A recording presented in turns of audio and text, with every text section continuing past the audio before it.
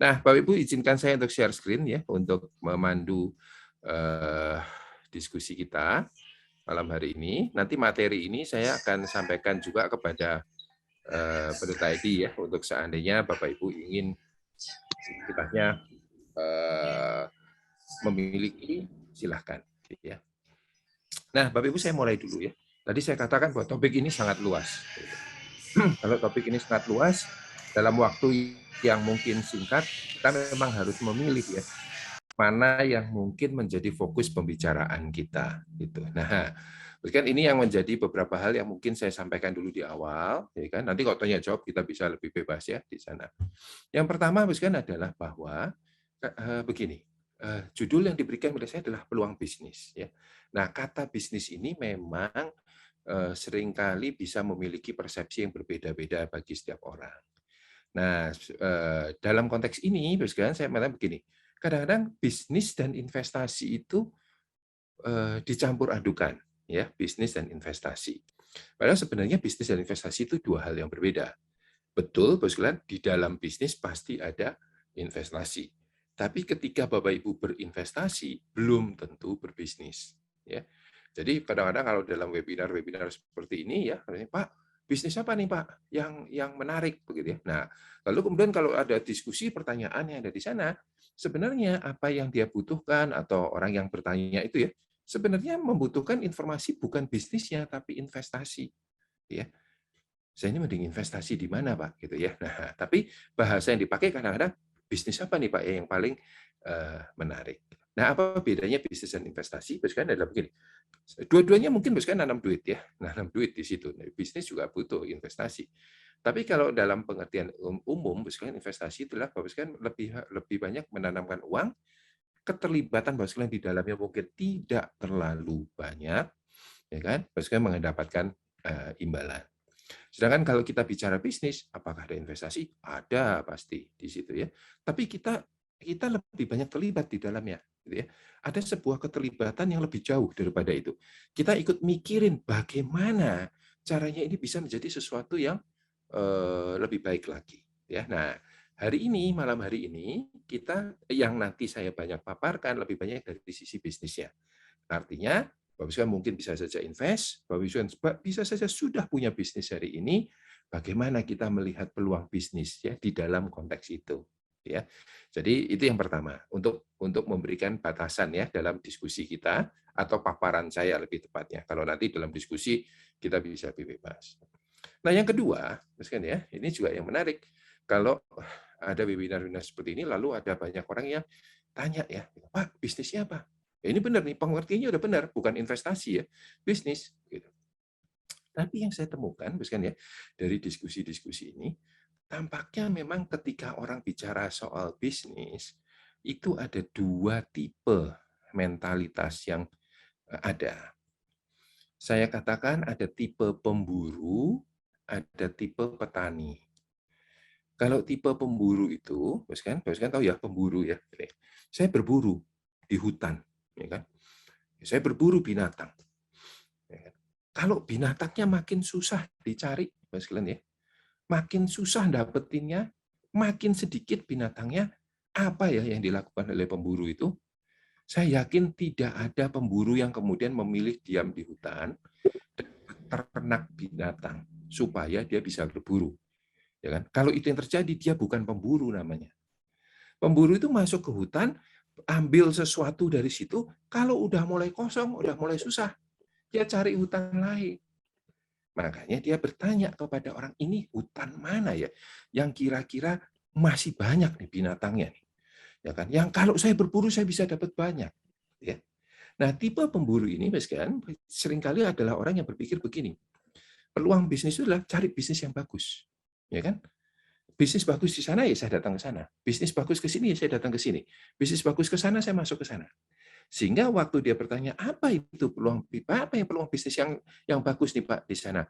Itu sebenarnya sama seperti seorang pemburu yang bertanya tentang di mana hutan yang masih banyak binatangnya. Di mana hutan yang membuat saya berburunya gampang, ya. Nah, itu tipe yang pertama, kan ya, tipe pemburu. Tapi juga ada tipe yang kedua, yaitu tipe petani, kan ya. petani itu ya, kalau punya tanah, ya kan, diolah, ditanemin, ya, yang ada di situ. Terus tiba-tiba loh ini kok hasilnya kok kurang bagus ya, dan sebagainya, gitu kan ya. Ya walaupun mungkin ada, tapi biasanya mentalitas petani nggak kemudian bilang, cari sawah baru yuk, cari tanah baru yuk, gitu ya. Pada umumnya tidak. Yang apa dia lakukan ya, terutama dalam konteks modern ini ya, misalnya, gimana ya tanah ini supaya bisa lebih lebih menghasilkan? Gimana ya supaya produktivitas tanaman saya lebih lebih meningkat? Apa yang harus saya lakukan ya supaya saya bisa mendapatkan uang lebih banyak dari apa yang saya miliki hari ini? Misalnya. Nah, orang yang kedua seperti ini pun pasti akan bertanya ya, peluang bisnis, peluangnya ada di mana gitu. Tapi mentalitasnya berbeda dengan pemburu. Nah, maksudnya mana yang lebih baik, mana yang buruk, saya tidak mengatakan baik atau buruk, ya kan di sana. Bahwa ini memang ada dua yang tipe seperti ini, ya kan ya. Nah, maksudnya tiap orang akan berbeda-beda, ya, akan berbeda-beda. Nah, malam hari ini, sekalian, saya lebih menekankan bagaimana kita melihat peluang bisnis dari kacamata seorang petani, bukan seorang pemburu. Kenapa, sekalian ya? Nah, karena itu tadi, kalau kita bicara pemburu, hutan mana yang masih banyak, yang banyak binatangnya dan segala macam, ya kan? Saya yakin Bapak Ibu mungkin sudah banyak mendapatkan informasi dari webinar yang lain, dari YouTube ya dan sebagainya gitu untuk mencari bidang-bidang apa ya yang keren di situ. Nah, masalahnya kan adalah ketika kan sudah tahu bidang itu, pertanyaannya adalah apakah saya harus pindah? Apakah saya harus pindah hutannya, ya kan, di sana gitu. Nah, kan harus hati-hati juga di sana. Ada orang yang berhasil sebagai pemburu. Lihat peluang bisnis masuk ke situ ya. Ini bukan bisnis saya, tapi itu menarik, keren, punya peluang masuk berhasil. Ada ya orang yang seperti itu. Tapi ada orang juga yang tidak berhasil, ya kan? Kenapa? Ya kan? Karena hutan yang dia masuk itu beda banget sama sebelumnya, ya kan? Dan dia sebenarnya tidak tahu apa-apa tentang hal itu, ya kan? Itu justru menempuh risiko yang sangat tinggi. Ya, jadi saya tidak mengatakan mana baik atau buruk, ya di sana, tapi memang malam hari ini yang ingin saya bagikan sebagai sebuah pelengkap ya dari apa yang mungkin Bapak dapat adalah bagaimana kita jadi seorang petani, yaitu melihat peluang bisnis dari tanah kita yang ada, dari bisnis yang sudah kita ada, ya kan? Apakah ini harus ditinggalkan? Belum tentu, kan, ya kan? Tanah yang kelihatannya mulai sulit ditanami ini tidak berarti kemudian kan harus tinggalkan kan? Gantilah gitu ya. Tanahnya ganti tanah itu adalah ganti bisnisnya lah. Ya kan? Tadinya apa? Restoran. Nah, terus sekarang jadi apa? Bengkel. Kan bengkel lebih lebih keren kok, Pak. Lebih banyak peluangnya. Itu kan, nah itu tipe pemburu ya. Itu dari rumah makan tiba-tiba jadi bengkel karena itu di situ nanti tiba-tiba masuk ke pertanian, masuk ke kelapa sawit, masuk ke mana gitu. Kenapa duitnya banyak? Duitnya ada banyak di situ. Nah itu tipe pemburu ya. Tipe petani adalah saya punya rumah makan, Pak. Dulu laku banget ya. Mulai turun nih Pak sekarang.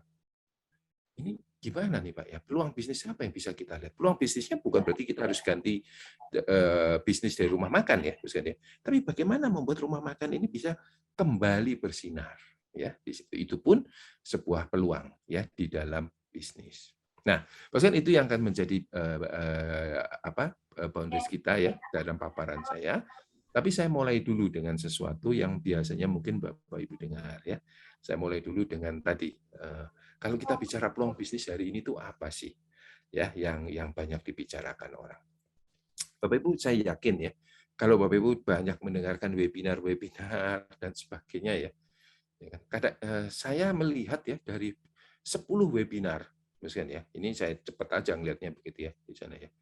Itu kok bisa dikatakan 9 bahkan 10-10-nya ya. Kalau bicara peluang bisnis, pada umumnya ngomong tentang yang ada di slide ini. Pasti Bapak Ibu sudah banyak mendengar ya. Bapak Ibu kalau mau bicara peluang bisnis masa depan, ya kan? Itu hanya ada di dalam dunia digital. Yang tidak masuk di dalam dunia digital akan hilang. Ya kan? Yang bisnis-bisnis tradisional, konvensional, ya kan, yang tidak berubah dan masuk ke dalam dunia digital, hati-hati akan punah, gitu ya. Itu ada beberapa orang yang dengan keras mengatakan hal itu. Sehingga kan hari ini, ya kan, kalau kita bicara tentang peluang bisnis harus diakui ya, informasi yang memborbardir kita itu adalah bahwa peluang bisnis itu ada di dalam dunia digital. Ya. Nah, kan saya mulai dulu dari situ, ya kan? Ini untuk sebagai sebuah konteks menjadi pertanyaan buat kita. Benar nggak sih begitu? Nah, nanti yang kedua, pertanyaannya adalah kalau memang benar, memang digital itu adalah peluang bisnis masa depan, ada nggak bedanya digital business dan digital in business? Nah, itu nanti akan saya jelaskan ya, bedanya seperti apa. Nah, yang ketiga pertanyaannya tentunya terkait dengan kita ya. Ya, oke, tahulah ya informasinya begitu gitu. Lah terus gimana dengan saya? Saya ini sudah punya bisnis loh, saya sudah punya pekerjaan loh hari ini. Ya kan ini terus jadi gimana? Ya kan harus ganti. Nah, ini yang tadi saya katakan ya. Tidak berarti harus jadi pemburu, maksudnya tidak berarti harus ganti. Peluang bisnis itu bukan hanya sekedar mencari hutan yang banyak binatangnya, tapi yaitu bagaimana mengolah tanah kita yang mungkin hari ini mengalami tantangan untuk bisa menjadi tanah yang sama produktifnya atau bahkan lebih produktif dari zaman yang terdahulu. Ya, nah itu nanti akan kita lihat apa sih sebenarnya, ya kan? Dan itu nanti saya kaitkan dengan tadi si digital ini. Bapak Ibu kalau kita bicara dunia digital ya memang iya sih, Mas kan ya. Kalau Bapak Ibu lihat data-datanya ya memang sih arah dunia memang arahnya kayaknya ke sana, Mas kan ya. Bapak Ibu dengan cepat ya, saya ini memberikan data-data ya yang nanti Bapak Ibu bisa dapat slide ini, Mas kan. Ini riset terakhir tahun 2021 ya. Jadi ini riset tahunan ya tentunya yang paling akhir ya pastinya 2021 ya. Ini riset di Asia Tenggara. Ternyata di tahun 2021 saja, ya kan, itu sudah ada 40 juta pengguna internet baru di Asia Tenggara ya di sana. Sehingga kalau dihitung-hitung, Bos ya, itu penetrasi internet. Jadi artinya orang yang kenal dan pakai internet di Asia Tenggara ini 75%. Jumlahnya gede loh ya, Bos ya. 75% tuh sudah tahu internet dan pakai internet. Nah, yang menarik, Mas Glenn, ini juga riset ini dikumpulkan, ya kan, survei ini dikumpulkan tahun 2021, Mas Glenn. 8 dari 10, jadi 80 juta, 80%, Mas Glenn ya, yang jumlahnya tuh ekuivalen dengan 350 juta, ya kan, orang di Asia Tenggara ini paling tidak sudah pernah membeli online sekali. Dan ya, jadi 80%. Bapak Ibu grafik yang di sebelahnya itu Bapak Ibu bisa lihat ya di sana. Ya, nah, Indonesia cukup termasuk tinggi loh, ya, bahwa 80% dari pengguna internet di Indonesia tahun 2021 ya, itu sudah melakukan transaksi online. Ya, jadi ini angka yang saya pikir memberikan, saya tidak menyalahkan ya kalau ada orang-orang pembicara seminar, pembicara webinar yang mengatakan bahwa dunia ke depan itu karena dunia digital, ya kan? Kenapa? Karena mereka melihat data-data adanya pergeseran dan pertumbuhan yang cepat di sana. Berikutnya, Mas ya, lihat di sini. Ini nilai ekonominya. Nilai ekonomi digital itu artinya adalah kegiatan-kegiatan ekonomi transaksi ya dengan menggunakan internet ya. Ini di sini lebih banyak ke internet ya. Digital itu lebih luas daripada internet, tapi di sini fokusnya lebih banyak kepada internet. Ini adalah angka-angka nilai perdagangan bruto atau nilai transaksi bruto ya. Di dalam apa Pak sekalian? Miliar dolar. Ya, miliar dolar. Terus kan bisa perhatikan di situ ya, hampir semua negara di Asia Tenggara itu mengalami peningkatan. Ya kan? Bahkan diperkirakan ini dengan data-data yang ada tahun 2025 itu akan terjadi peningkatan yang cukup signifikan ya, hampir di semua negara. Termasuk misalkan Vietnam ya, negara-negara yang mungkin masih berada di bawah Indonesia pun mengalami peningkatan secara signifikan. Nah, Indonesia bahkan termasuk negara yang peningkatannya luar biasa, ya kan? Nilainya besar. Nah, kenapa yang ada di sini? Sebenarnya ya gampang ya, karena Indonesia jumlah penduduknya paling besar ya di sana gitu. Itu sudah pasti di sana. Tapi sekarang di sisi yang lain, sekarang jumlah penduduk yang besar kan kalau dia tidak masuk ke dalam dunia digital, ekonomi digital kan bisa saja ya terjadi gitu. Jadi angkanya memang akan jadi besar, ya. Kenapa? Itu tadi. Misalkan perhatikan 80% pengguna internet di Indonesia, penetrasi internet di Indonesia itu tinggi, smartphone itu penetrasinya sangat tinggi, ya kan? Tentunya kalau Bapak Ibu punya smartphone, kan ya harus pakai data dan internet ya. Masa smartphone dipakai hanya untuk telepon kayak zaman dulu Nokia 5 berapa itu 5110 gitu ya percuma dong buat apa beli smartphone ya. Tapi ternyata kan penetrasi smartphone Indonesia yang besar itu kan juga membawa dampak kepada tadi orang mengenal internet ya. Kalau kalian lihat di teman-teman saya di telekomunikasi mengatakan penggunaan data ya kan kuota data di Indonesia itu luar biasa besarnya, peningkatannya juga sakti ya, mungkin dia sebagian buat nonton YouTube bisa juga ya di situ, tapi penggunaannya itu besar. Nah ini ya menjadi menarik ya, karena itu tidak salah juga ini proyeksi-proyeksi yang lain ya kan di tahun 2030 ya itu akan peningkatan ekonomi yang berdasarkan transaksi-transaksi digital itu buat Indonesia akan naik hampir 5 kali lipat ya. Itu bisa mencapai angka 330 miliar dolar. Ya kan? Karena itu kan kalau kita bicara ekonomi digital, orang mengatakan Indonesia itu akan menjadi negara Asia Tenggara dengan ekonomi digital yang paling besar. Ya kan? Ya satu hal kita bisa mengatakan ya pastilah jumlah penduduk kita paling banyak ya di situ, tapi itu juga menunjukkan hal yang kedua bahwa jumlah penduduk yang besar itu semua pun bergeser ya, mulai bergeser paling tidak mereka sudah tidak lagi anti pada internet dan ekonomi dan transaksi-transaksi berdasarkan internet dan itu pemicu dan ya peningkatan ekonomi kita. Nah, tapi pertanyaan berikutnya, Mas Glenn, ini yang mungkin Bapak Ibu perlu tahu, ya kan? Ih, gede banget ya. Kok yang lewat digital ini mulai naik ya, yang ada di sana. Benar dong berarti pembicara-pembicara dan apa namanya tokoh-tokoh yang mengatakan bahwa kita memang harus masuk ke dalam dunia digital. Itu saya ketemu dengan Direktur BI, kan ya, beberapa kali kami mengadakan webinar bersama Eksekutif Direktur dari Bank Indonesia. Setiap kali dia bicara, dia selalu ngomong itu. Kan, ayo masuk ke digital, ayo masuk ke digital. Kenapa? Gitu dia tampilkan data-data BI itu menunjukkan bahwa ekonomi digital Indonesia itu mengalami peningkatan yang sangat signifikan. Sehingga tadi ya, Pak, Bapak Ibu ya, waktu dikatakan bahwa kedepannya memang digital, ya nggak salah. Ya nggak salah. Memang trennya begitu dan bukan hanya Indonesia, dunia begitu, Asia Tenggara pun ya kan sama, tetangga-tetangga kita pun sama. Nah, namun Bos Glenn, informasi berikut ini yang mungkin Bapak Ibu harus juga lihat.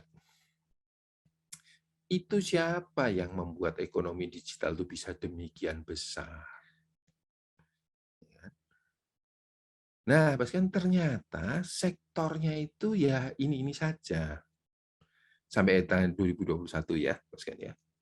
Yang terbesar mendorong ekonomi digital itu Bos Glenn adalah e-commerce, perdagangan. Ya. Jadi kalau Bapak sekalian terlibat di dalam dunia perdagangan, Bapak sekalian di sana memang Bapak sekalian yang berdagang ini berdagang loh ya, Bapak sekalian ya. Jadi bukan memproduksi loh ya. Berdagang itu artinya apa? Dapat barang Bapak Ibu jual ya di sana berdagang ya kan. Memang sektor perdagangan ini adalah sektor yang paling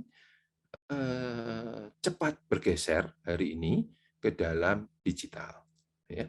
Jadi kalau Bapak sekalian yang bicara berdagang ini, Bapak sekalian ya online, perdagangan online, perdagangan lewat internet, digital itu memang yang paling banyak ya di sana. Sehingga kalau Bapak sekalian bicara soal mall dan segala macam ya, Bapak sekalian bisnisnya di propertinya kaitannya dengan mall dan sebagainya, memang betul hari ini kan ini sudah mendapat ancaman yang begitu kelihatan ya bahwa orang berpindah ya ke sana e-commerce ya perdagangan online.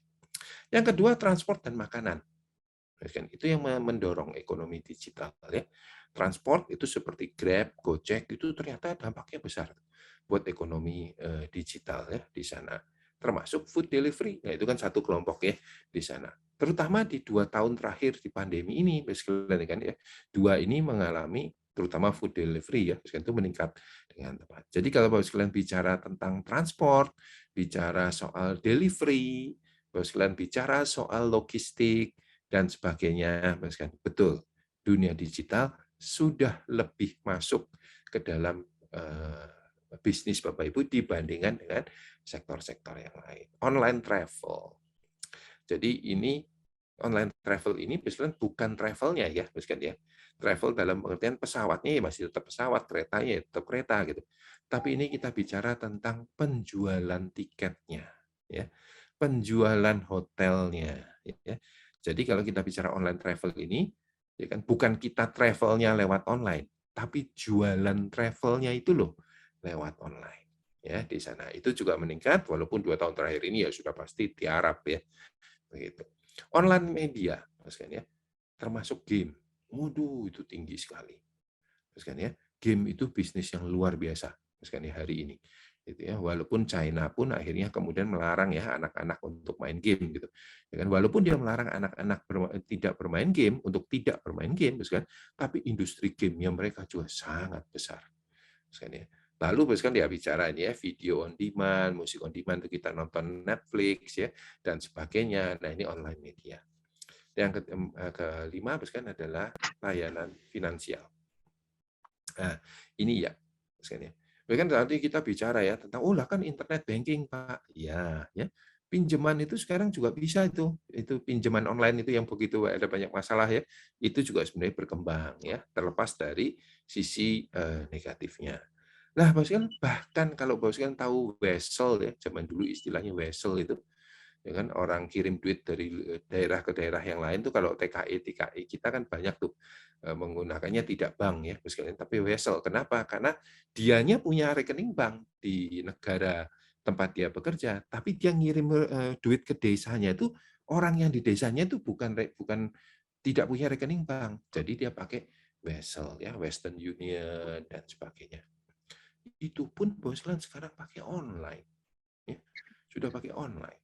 Nah, di dalam 2 tahun terakhir ini Boslan, health, kesehatan, dan edukasi. Ya, itu mulai mendorong juga transaksi ya dalam ekonomi digital. Jadi Boslan memang kita ngomong ekonomi digital itu berkembang Boslan ya, tapi itu belum di semua sektor. Ya kan? Apa yang menjadi mendorongnya? Ya ini sektor-sektor ini.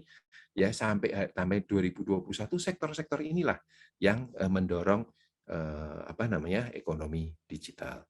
Yang lainnya ada tapi itu belum terlalu kuat ya di sana.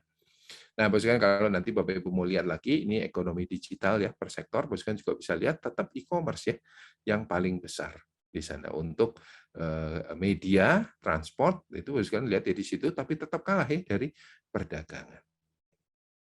So, Bos kan bisa lihat ya di dalam konteks ini bahwa satu benar ya kan bahwa digital itu mempengaruhi ekonomi dan bisnis kita. Ya, datanya nggak bisa disanggah Bos kan ya di sana. Bahwa ada pertumbuhan yang pesat di sana, ya. Bahwa ada sektor-sektor yang sudah mulai bergeser ke arah sana, artinya kalau tidak bergeser ke arah sana, itu kemudian kita ketinggalan ya di situ karena bergeser, pindah dari jalur yang biasa konvensional ke digital. Apakah ada yang seperti itu? Ada, betul ada. Ya itu tadi sektor-sektor yang mendorong ekonomi digital itu tadi, ya. Tapi tidak semua sektor ya. Belum semua sektor terpengaruh karena di sana. Nah, sehingga Bapak sekalian, pertanyaan kedua tadi, benar nggak sih bahwa peluang bisnis kita tuh di dunia digital yang ada di sana? Jawabannya iya dan tidak. Ya, betul bahwa arahnya ke sana. Tidak dalam pengertian bahwa masih ada bisnis-bisnis lain, ya, yang hari ini belum masuk ke arah sana dan mungkin tidak bisa seperti itu. Ya kan, walaupun nanti kita tunggu sampai tidak akan seperti e-commerce ya, yang membuat semua akhirnya harus pindah ke arah sana. Ya kan, mungkin tidak sedahsyat itu. Di situ ada sektor-sektor yang lain, ya. Jadi itu sebabnya saya tadi katakan ya dan tidak. Ya, bahwa memang benar ekonomi bergerak ke arah sana, data-datanya nggak bisa disanggah. Tidak tidak dalam pengertian gini, mungkin kita terlalu berlebihan kalau mengatakan misalkan adalah bahwa semua bisnis harus masuk ke dalam dunia digital. Kalau tidak akan punah. Nah, saya tidak berani memberikan statement itu karena buat saya itu mungkin masih terlalu berlebihan ya, begitu. Tapi saya setuju bahwa arahnya ke ekonomi digital bertumbuh, ya. Setuju, data-datanya memang ada. Nah, kan berkaitan dengan tadi, banyak mungkin ada yang bertanya, "Loh ya betul loh Mbak, kalau ekonomi katanya arahnya digital di sana, lah kalau kita nggak masuk ke digital, ya repot dong Pak. Ini jadi kontradiksi dong. Tadi Bapak katakan bahwa ekonomi digital bertumbuh. Memang benar bahwa digital itu kayaknya mendapat angin yang besar di sana. Tapi katanya Bapak tadi bahwa ada sektor-sektor yang mungkin tidak akan masuk ke sana. Lalu ini kan jadi kontradiksi nih ngomongnya, ya kan? Lah yang tidak masuk ke sana kalau ekonominya gerbongnya ke arah sana kita nggak ikut di gerbong itu ya mati dong Pak. Nah, itu akan saya jelaskan lebih lanjut dengan slide ini. Jadi kan ada dua hal yang Bapak Ibu sekalian harus sadar ketika bicara digital. Ya. Ada yang namanya digital business, ada yang digital in business. Nah, misalkan ini ada dua hal yang berbeda. Ya. Digital business itu, sekalian, saya coba jelaskan dengan cara yang sederhana. Gojek itu, sekalian ya, waktu pertama kali membuat itu Gojek, ya, ojek online itu, sekalian ya, dia selalu ngomong begini. Kami bukan perusahaan ojek. Kami bukan perusahaan transportasi. Banyak membuat orang berpikir, loh, layanannya ojek kok ngomong bukan perusahaan ojek. Layanannya transportasi kok bukan layanan perusahaan transportasi. Ya kan? Dia mengatakan bukan, kami bukan perusahaan itu. Kami adalah perusahaan teknologi. Nah ini rame ini, waktu pertama-tama ya ada istilahnya desakan dari yang lain itu ya kan terhadap ojek-ojek online ini gitu kan. Si Gojek asalnya pertama ngomong ini, saya nggak ikut kepada aturan-aturan transportasi. Kenapa? Loh kami bukan perusahaan transportasi. Kami ini perusahaan teknologi. Jadi kami tidak bisa diatur dengan aturan-aturan transportasi. Nah, itu membuat orang pusing tujuh keliling. Dia bilang gini, kok bisa sih Anda tidak mengakui sebagai perusahaan transportasi? Kan ojek. Ojek kan transportasi, ya harus ikut dong aturan transportasi. Ya kan? Nah, kan ini saya jelaskan, ini cara berpikirnya. Begini. Gojek itu memang tidak pernah memandang dirinya sebagai perusahaan transportasi. Bahwa hari ini dia terpaksa ikut itu ya terpaksa ya di situ karena pemerintah mengharuskan gitu. Jadi dia harus mengikuti aturan-aturan yang terkait dengan pengaturan transportasi. Tapi dalam hatinya, dalam cara berpikirnya dia tidak. Nah, kalau gitu ojek itu apa? Ojek itu cuman apa namanya? Eh, ya benar, ojek itu ada. Grab juga sama ya, mobilnya ada nggak untuk nganterin orang, ada di situ. Tapi sebenarnya bisnisnya bukan itu. Bisnisnya bukan itu. Nah, terus bisnisnya apa yang ada di situ? Bisnis kami itu teknologi. Nah, teknologi itu apa? Satu, apps-nya. Nah, terus maksudnya apa? Karena saya bisa membuat apps ini yang ada di situ, saya mikirin banyak hal yang ada di situ. Apps saya ini sebenarnya bisa saya pakai di mana-mana. Ya pertamanya memang ojek, ya kan? Tapi itu hanya salah satu pengguna saja dari bisnis saya. Nah, makanya Gojek kemudian masuk ke mana? Masuk ke GoFood, itu masih dekat ya sama ojek di situ, GoPay ya dan sebagainya. Dia bilang, nah sekarang bisnisnya apa dong? Kalau dia GoPay kan juga keuangan. Gitu kan. Apakah Gojek itu perusahaan keuangan? Maka dia mengatakan juga, kami bukan perusahaan keuangan, kami perusahaan teknologi. Loh, tapi kan kenapa ada GoPay-nya yang ada di situ? Ya itu pengguna dari teknologi saya. Nah, kan itu yang itu digital business. Jadi dia berbicara tentang pada sisi ojek ini mau dipakai ojek, mau dipakai duit, mau dibuat perdagangan nggak masalah buat dia. Bukan itu poinnya, ya kan? Poinnya adalah bahwa semua bisnis itu bisa masuk bersama dengan saya. Nah, berikutnya banyak orang. Terus maksudnya apa nih ke depannya gitu? Duitnya saya itu mungkin bukan datang dari ojek, bukan datang dari GoPay dan segala macam. Duit saya mungkin datang dari data. Hari ini Mas Glenn ya, data terbaik tentang mobilitas seseorang Itu siapa yang punya? Bukan negara. Gojek. Berapa banyak orang yang pergi ke kantor itu jam 7 dan bukan jam 8? Siapa yang punya data itu? Gojek. Siapa yang punya data suka martabak? Nah, ini martabak ini penting, Bos. Ya kan? Ini menarik sekali. Ini betulan nih, Bos sekalian. Sebelum ada GoFood, sebelum ada Gojek, Bos sekalian ya, orang tidak ada yang pernah tahu berapa besar pasar martabak. Setelah ada Gojek, Bos sekalian, orang baru sadar bahwa martabak itu pasarnya gede banget. Nilai transaksinya gede banget, ya kan? Siapa yang tahu tentang data jualan martabak, Bos sekalian? BPS aja nggak pernah ada yang, Badan Pusat Statistik aja nggak ada yang pernah survei berapa kali orang beli martabak dan berapa harganya. Coba tanya, Bos sekalian, berapa nilai transaksi martabak ke Biro Pusat Statistik? Nggak ada yang bisa jawab. Siapa yang bisa jawab? Gojek. Dia punya data. Bos kan tahu data itu bisa dipakai untuk apa? Waduh, bisa dibawa kemana-mana, itu bisa dijual, bukan dijual orangnya, ya, bukan dijual data pribadi, bukan, tapi yang dijual adalah apa? Perilakunya. Saya bisa tahu betul tentang perilaku orang.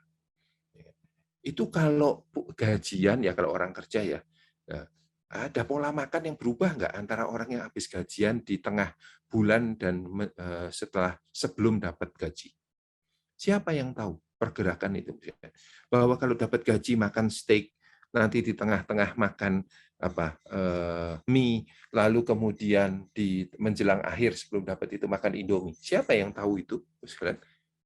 Yang tahu Gojek. Lewat mana? Data di GoFood. Jutaan orang, puluhan juta, ratusan juta transaksi dari GoFood itu. Dan itu bisa dianalisis untuk bisa mengetahui perilaku spending seseorang. Nah, data itu adalah currency masa depan, katanya ya, di situ. Dia dapat duitnya dari mana? Itu nanti, Mas. Dia dapat duitnya dari situ. Jadi kalau gitu dia bisnisnya apa dong? Ojek, delivery, food delivery, keuangan, karena dia punya e-wallet, GoPay, ya kan? Atau apa ya? Nah, Mas kan, ini loh digital business. Ini digital business. Ya kan? Nanti ke depannya lebih seru lagi, ya. Digital business itu Bapak Ibu mungkin pernah dengar tuh ya. Nanti ada metaverse, ada augmented reality, ada virtual reality block. Nah, itu digital business, ya. Itu akan masuk ke dalam yang namanya digital business. Tapi digital itu tidak harus menjadi digital business.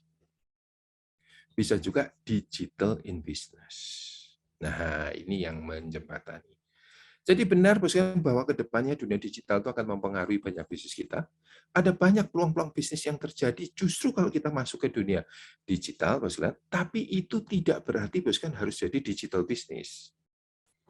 Ya kan? Bisa tetap pada bisnis kita hari ini. Nah, terus digitalnya di mana, Pak? Saya tidak menempuh jalan digital bisnis. Saya menempuh jalan digital in business. Nah, digital in business itu ada 3 kemungkinan. Satu yang namanya digitasi. Jadi kalau sekalian digitasi itu begini, ini biasanya Pak ya, kalau ada orang order ke saya kasih kertas, terus dia ngisi. Oh, tapi kan katanya digital nih Pak sekarang, ya kan? Enggak Pak, saya buat apps. Jadi kalau ngorder dia pakai apps. Nanti langsung masuk tuh Pak ke saya. Nah, kan itu digitasi. Mengubah yang manual dengan sesuatu yang sekarang lebih modern ya dengan menggunakan digital. Yang kedua, digitalisasi. Digitalisasi ini basically adalah menggunakan teknologi digital mengubah produk dan prosesnya. Gini Pak, ini menarik nih Pak sekarang ya kalau kita pakai digital ini. Tadinya itu Pak ya, kalau kita mau mengeluarkan barang itu Pak ya, yang ada di sana, itu kita cross check terus tuh Pak, di depan order, di tengah dicek lagi, di sini dicek lagi, di sini cek lagi, ya kan di sana.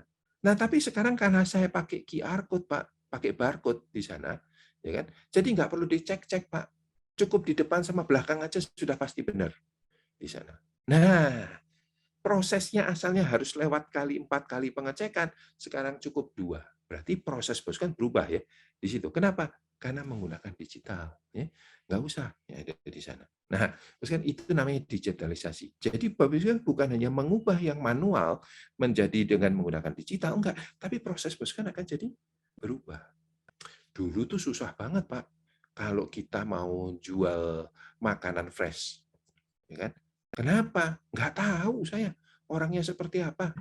Nah, tapi sekarang Pak pakai digital ini, orang Pak masuk ke app saya di sebagainya, saya bisa merencanakan dengan baik, Pak, di sana. Jadi makanan itu bisa selalu fresh. Ya kan? Saya bisa menghitung sayur ini harus belinya kapan. Kenapa? Saya pakai apps itu, Pak. Jadi orang pesan dari situ, itu saya bisa langsung analisis, Pak. Saya bisa lakukan seperti ini. Nah, itu digitalisasi, Pak sekalian. Berarti kan tetap bisnisnya sama kan? Nggak berubah di situ. Ya kan? Tapi dengan digitalisasi ada proses yang berubah, ya kan? Bos kan bisa punya produk yang lebih baik, ya kan? One on one sesuai dengan selera Bapak Ibu. Kenapa? Karena saya bisa tahu dari apps itu, ya kan? Dan sebagainya itu digitalisasi. Tapi kan ada yang ketiga. Nah, ini sebenarnya jauh lebih menarik untuk bisa melihat peluang dalam bisnis, yang namanya digital transformation. Digital transformation ini bukan bicara teknologinya. Digital transformation ini adalah perubahan cara berpikir di dalam bisnis. Ya betul bahwa cara berpikir ini muncul karena ada teknologi digital yang bisa mewujudkannya. Tapi sebenarnya bukan teknologi digitalnya loh, main actor-nya, aktor utamanya, tapi cara berpikirnya. Jadi waktu menggunakan digital, digital in business, tidak harus digital business ya. Tidak harus tuh jadi perusahaan buat apps seperti Gojek dan segala macam ya. Nggak harus, bisnis bisa tetap bisnis hari ini. Tapi bagaimana saya merangkul digital yang katanya menjadi arah masa depan? Saya digital business. Bisa digitalisasi, bisa juga digital transformation, yaitu mengubah cara berpikir saya. Nah, malam hari ini, di bagian terakhir ini, saya ingin membagikan ini. Bagaimana sih cara berpikir di dalam dunia digital itu, ya? Jadi gini, cara berpikir bisnis, yang hari ini berkembang, karena dulu dipicu adanya teknologi digital ya yang bisa mewujudkannya. Dan ternyata cara berpikir itu sebenarnya adalah cara berpikir yang mungkin bisa menolong kita untuk bisa melihat peluang-peluang bisnis kita, untuk melihat peluang bisnis di masa yang akan datang. Terus kan ada 3 yang ingin saya bagikan ya sebagai bagian terakhir dari apa yang saya sampaikan ini. Ya. Jadi yang pertama adalah begini. Bagaimana kita melihat peluang bisnis dalam cara pandang yang baru. Baru tanda kutip itu artinya tadi ya, dengan menggunakan gaya digital transformation itu tadi. Biasanya kalau mau bisnis biasanya mikir apa? Biasanya mikir produk ya. Ini mau bisnis apa sih, Pak? Waktu kita tanya mau bisnis apa, itu mikir pasti mau jualan apa, ya kan? Apa sih produk yang mau saya jual? Apa sih layanan yang mau saya jual? Ya, produk ini saya gabungkan ya, baik yang berwujud tidak berwujud, tapi itu produk, ya. Di sana. Jadi mikir tentang produk. Itu kan biasanya kan begitu ya, orang tuh mikir produk. Kalau hari ini tanya, Pak, bisnis apa nih Pak yang menarik masa depan? Jangan-jangan yang kita pikirkan itu produk. Gitu kan ya. Produk apa sih yang lagi ngetren nih Pak yang ke sana ya? Bisnis itu bayangkan dulu dari sisi produknya. Nah, di dalam dunia digital ini orang mulai berubah. Ya kan? Sekali lagi baru ini saya kasih tanda kutip ya. Sebenarnya ya nggak baru-baru amat, tapi teknologi digital itu membuat orang kemudian bisa mewujudkan hal ini. Jadi ada pergeseran. Ya kan? Jangan mikir produk dulu, tapi mikir namanya proposisi. Nanti misalnya saya berikan contoh ya, karena ini Bapak bisa ketemu peluang yang luar biasa. Dengan bisnis yang Bapak Ibu alami hari ini pun, Bapak sebenarnya bisa melihat peluang-peluang bisnis, produknya masih tetap sama loh, Bapak ya. Yang Bapak sekalian pikirkan peluangnya bukan di produknya, tapi di proposisinya. Saya mulai dulu dengan cerita pertama, yaitu tentang sebuah cerita yang terjadi di Amerika, itu milkshake. Milkshake. Milkshake itu kan bukan minuman baru ya. Kalau minang boba, ya itu minuman baru tuh. Ya, si boba itu naik daun ya.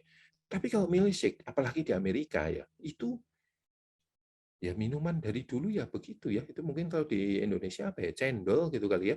Apa sih hebatnya cendol itu ya, cendol itu minuman lama gitu. Nah, itu milkshake itu di Amerika juga seperti itu.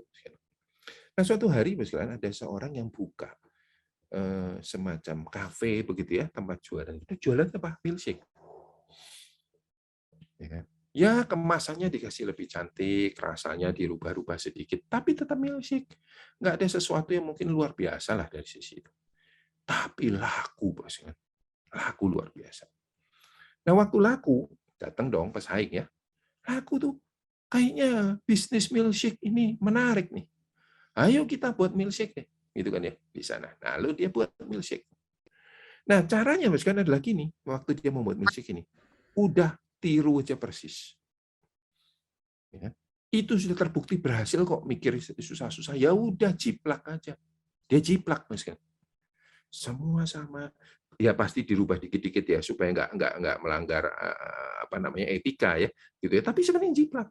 Ukurannya sama, rasanya mirip-mirip, kasih nama yang beda-beda, kemasannya dimirip-miripkan ya, dan sebagainya. Sekarang kalau tahu Starbucks dan Max Coffee itu kan juga begitu ya.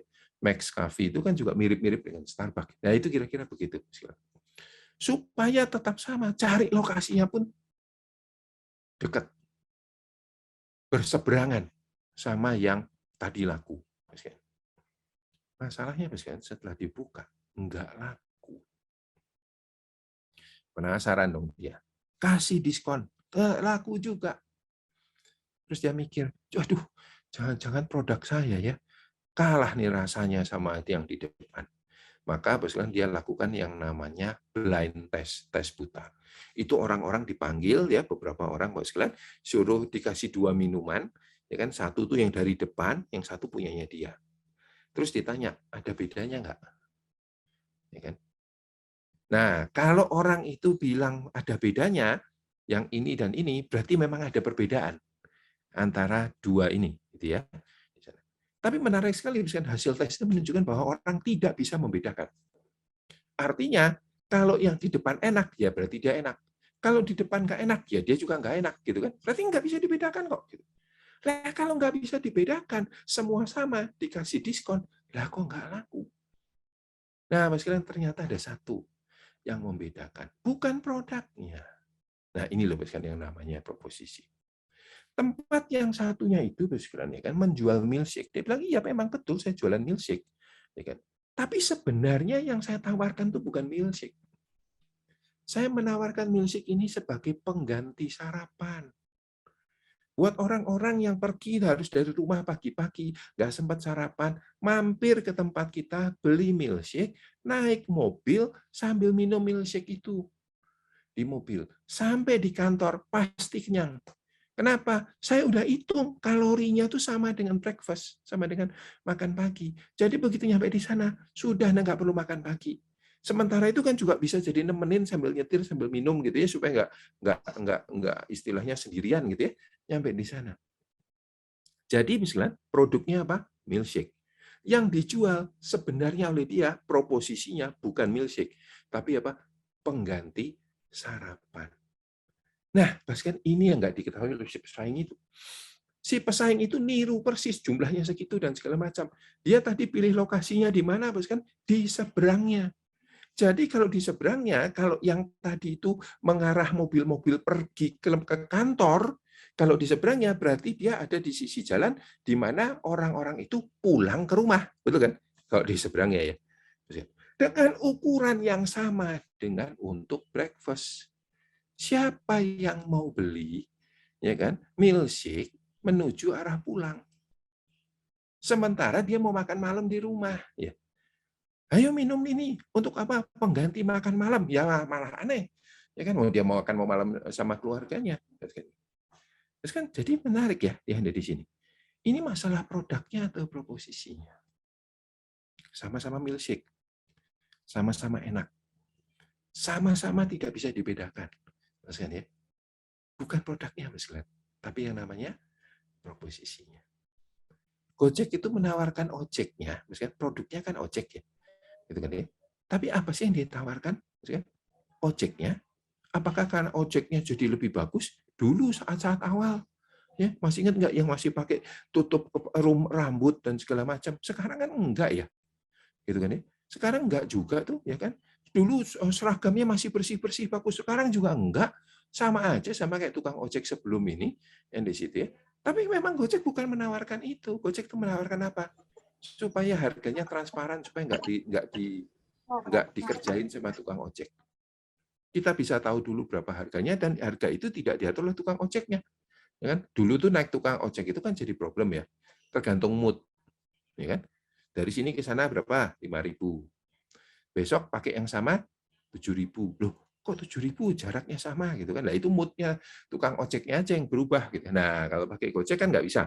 Aplikasi Gojek kan nggak bisa gitu kan. Itu yang ditawarkan, bukan produknya loh. Maksudnya, produknya apa? Ojek. Tapi yang ditawarkan adalah transparansi harganya. Apakah ini sesuatu yang baru? Sebenarnya tidak. Di masa lalu juga sudah ada. Starbucks itu produknya apa? Kopi. Yang ditawarkan apa? Proposisinya.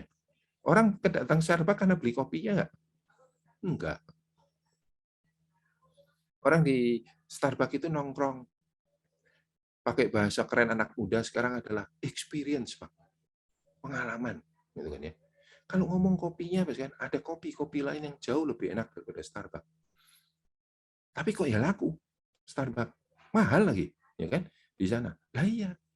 Produknya kopi, Pak. Tapi yang saya jual bukan kopinya. Yang saya jual adalah experience-nya. Hari ini kalau Bapak Ibu pernah tahu Starbucks Reserve ya, itu kan ya, yang kopinya dipilih sendiri, terus bisa dituang sendiri, diseduh ya dengan berbagai macam alat yang ada di situ, gitu kan? Itu yang dia jualan apanya? Kopinya? Enggak, experience ya di situ. Nah, bos kan itu yang namanya proposisi. Kalau Bapak Ibu punya Netflix ya, bos kalian di situ, atau mungkin Bapak kan sudah pernah lihat, bos kan, tontonlah Midnight Dinner. Ya, Midnight Dinner ini bicara soal restoran kecil di Tokyo ya, ya namanya memang fiksi ya, ya ada di situ. Tapi Bapak Ibu bisa belajar di situ bedanya produk dan proposisi. Kan bagaimana restoran kecil ini ya kan bisa survive dan banyak pelanggan tetap ada di situ, ya kan? Bukan karena kan sama-sama restoran, Pak. Kan sama-sama jualan yang di situ makanan nih. Tapi apa yang apakah dia lebih enak dari yang lain? Nggak ada yang diceritakan dalam film itu, misalnya. Tapi Bapak kan bisa melihat bahwa ada proposisi yang sangat menarik yang ditawarkan oleh restoran itu.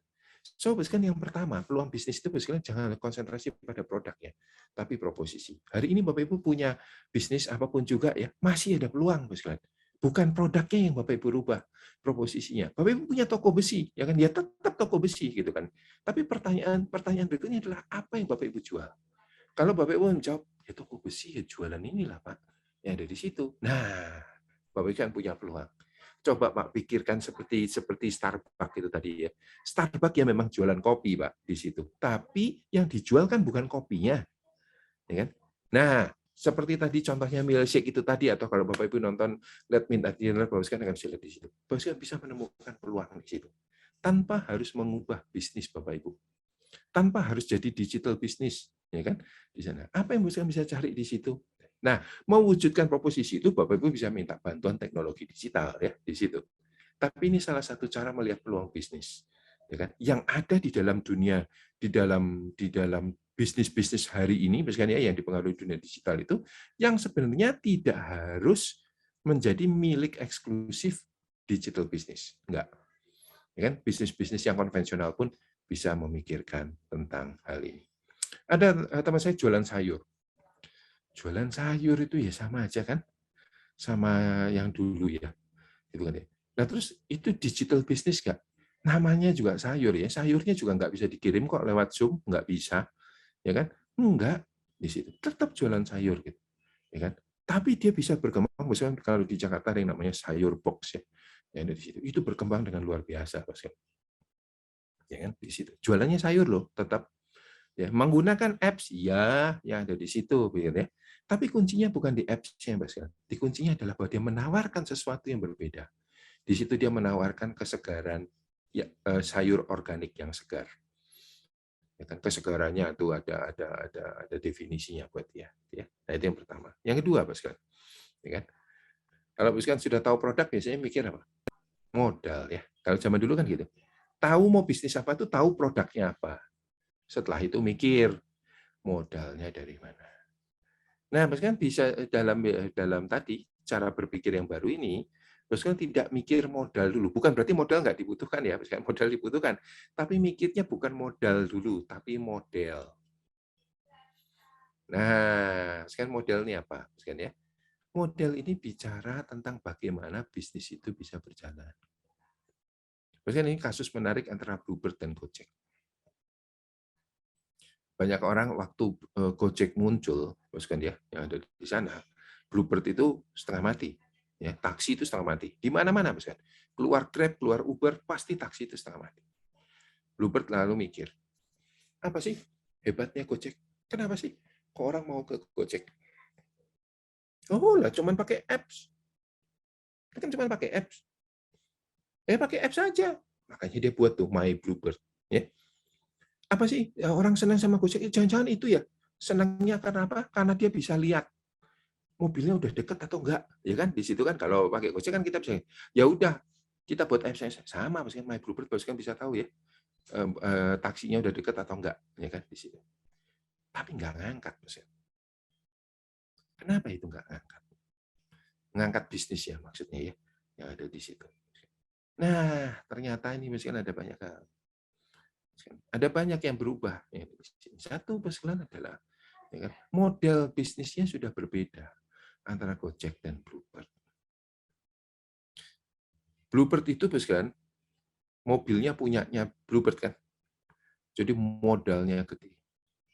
Pemeliharaan di tangan siapa? Di tangan Bluebird.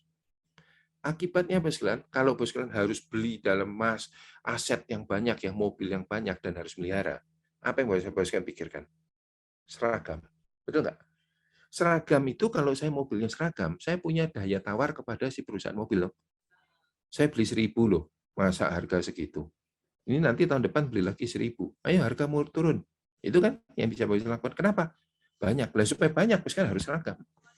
Seragam itu juga menolong dalam operasional. Nah, coba bayangkan kalau Bluebird itu mobilnya macam-macam, repot merawatnya.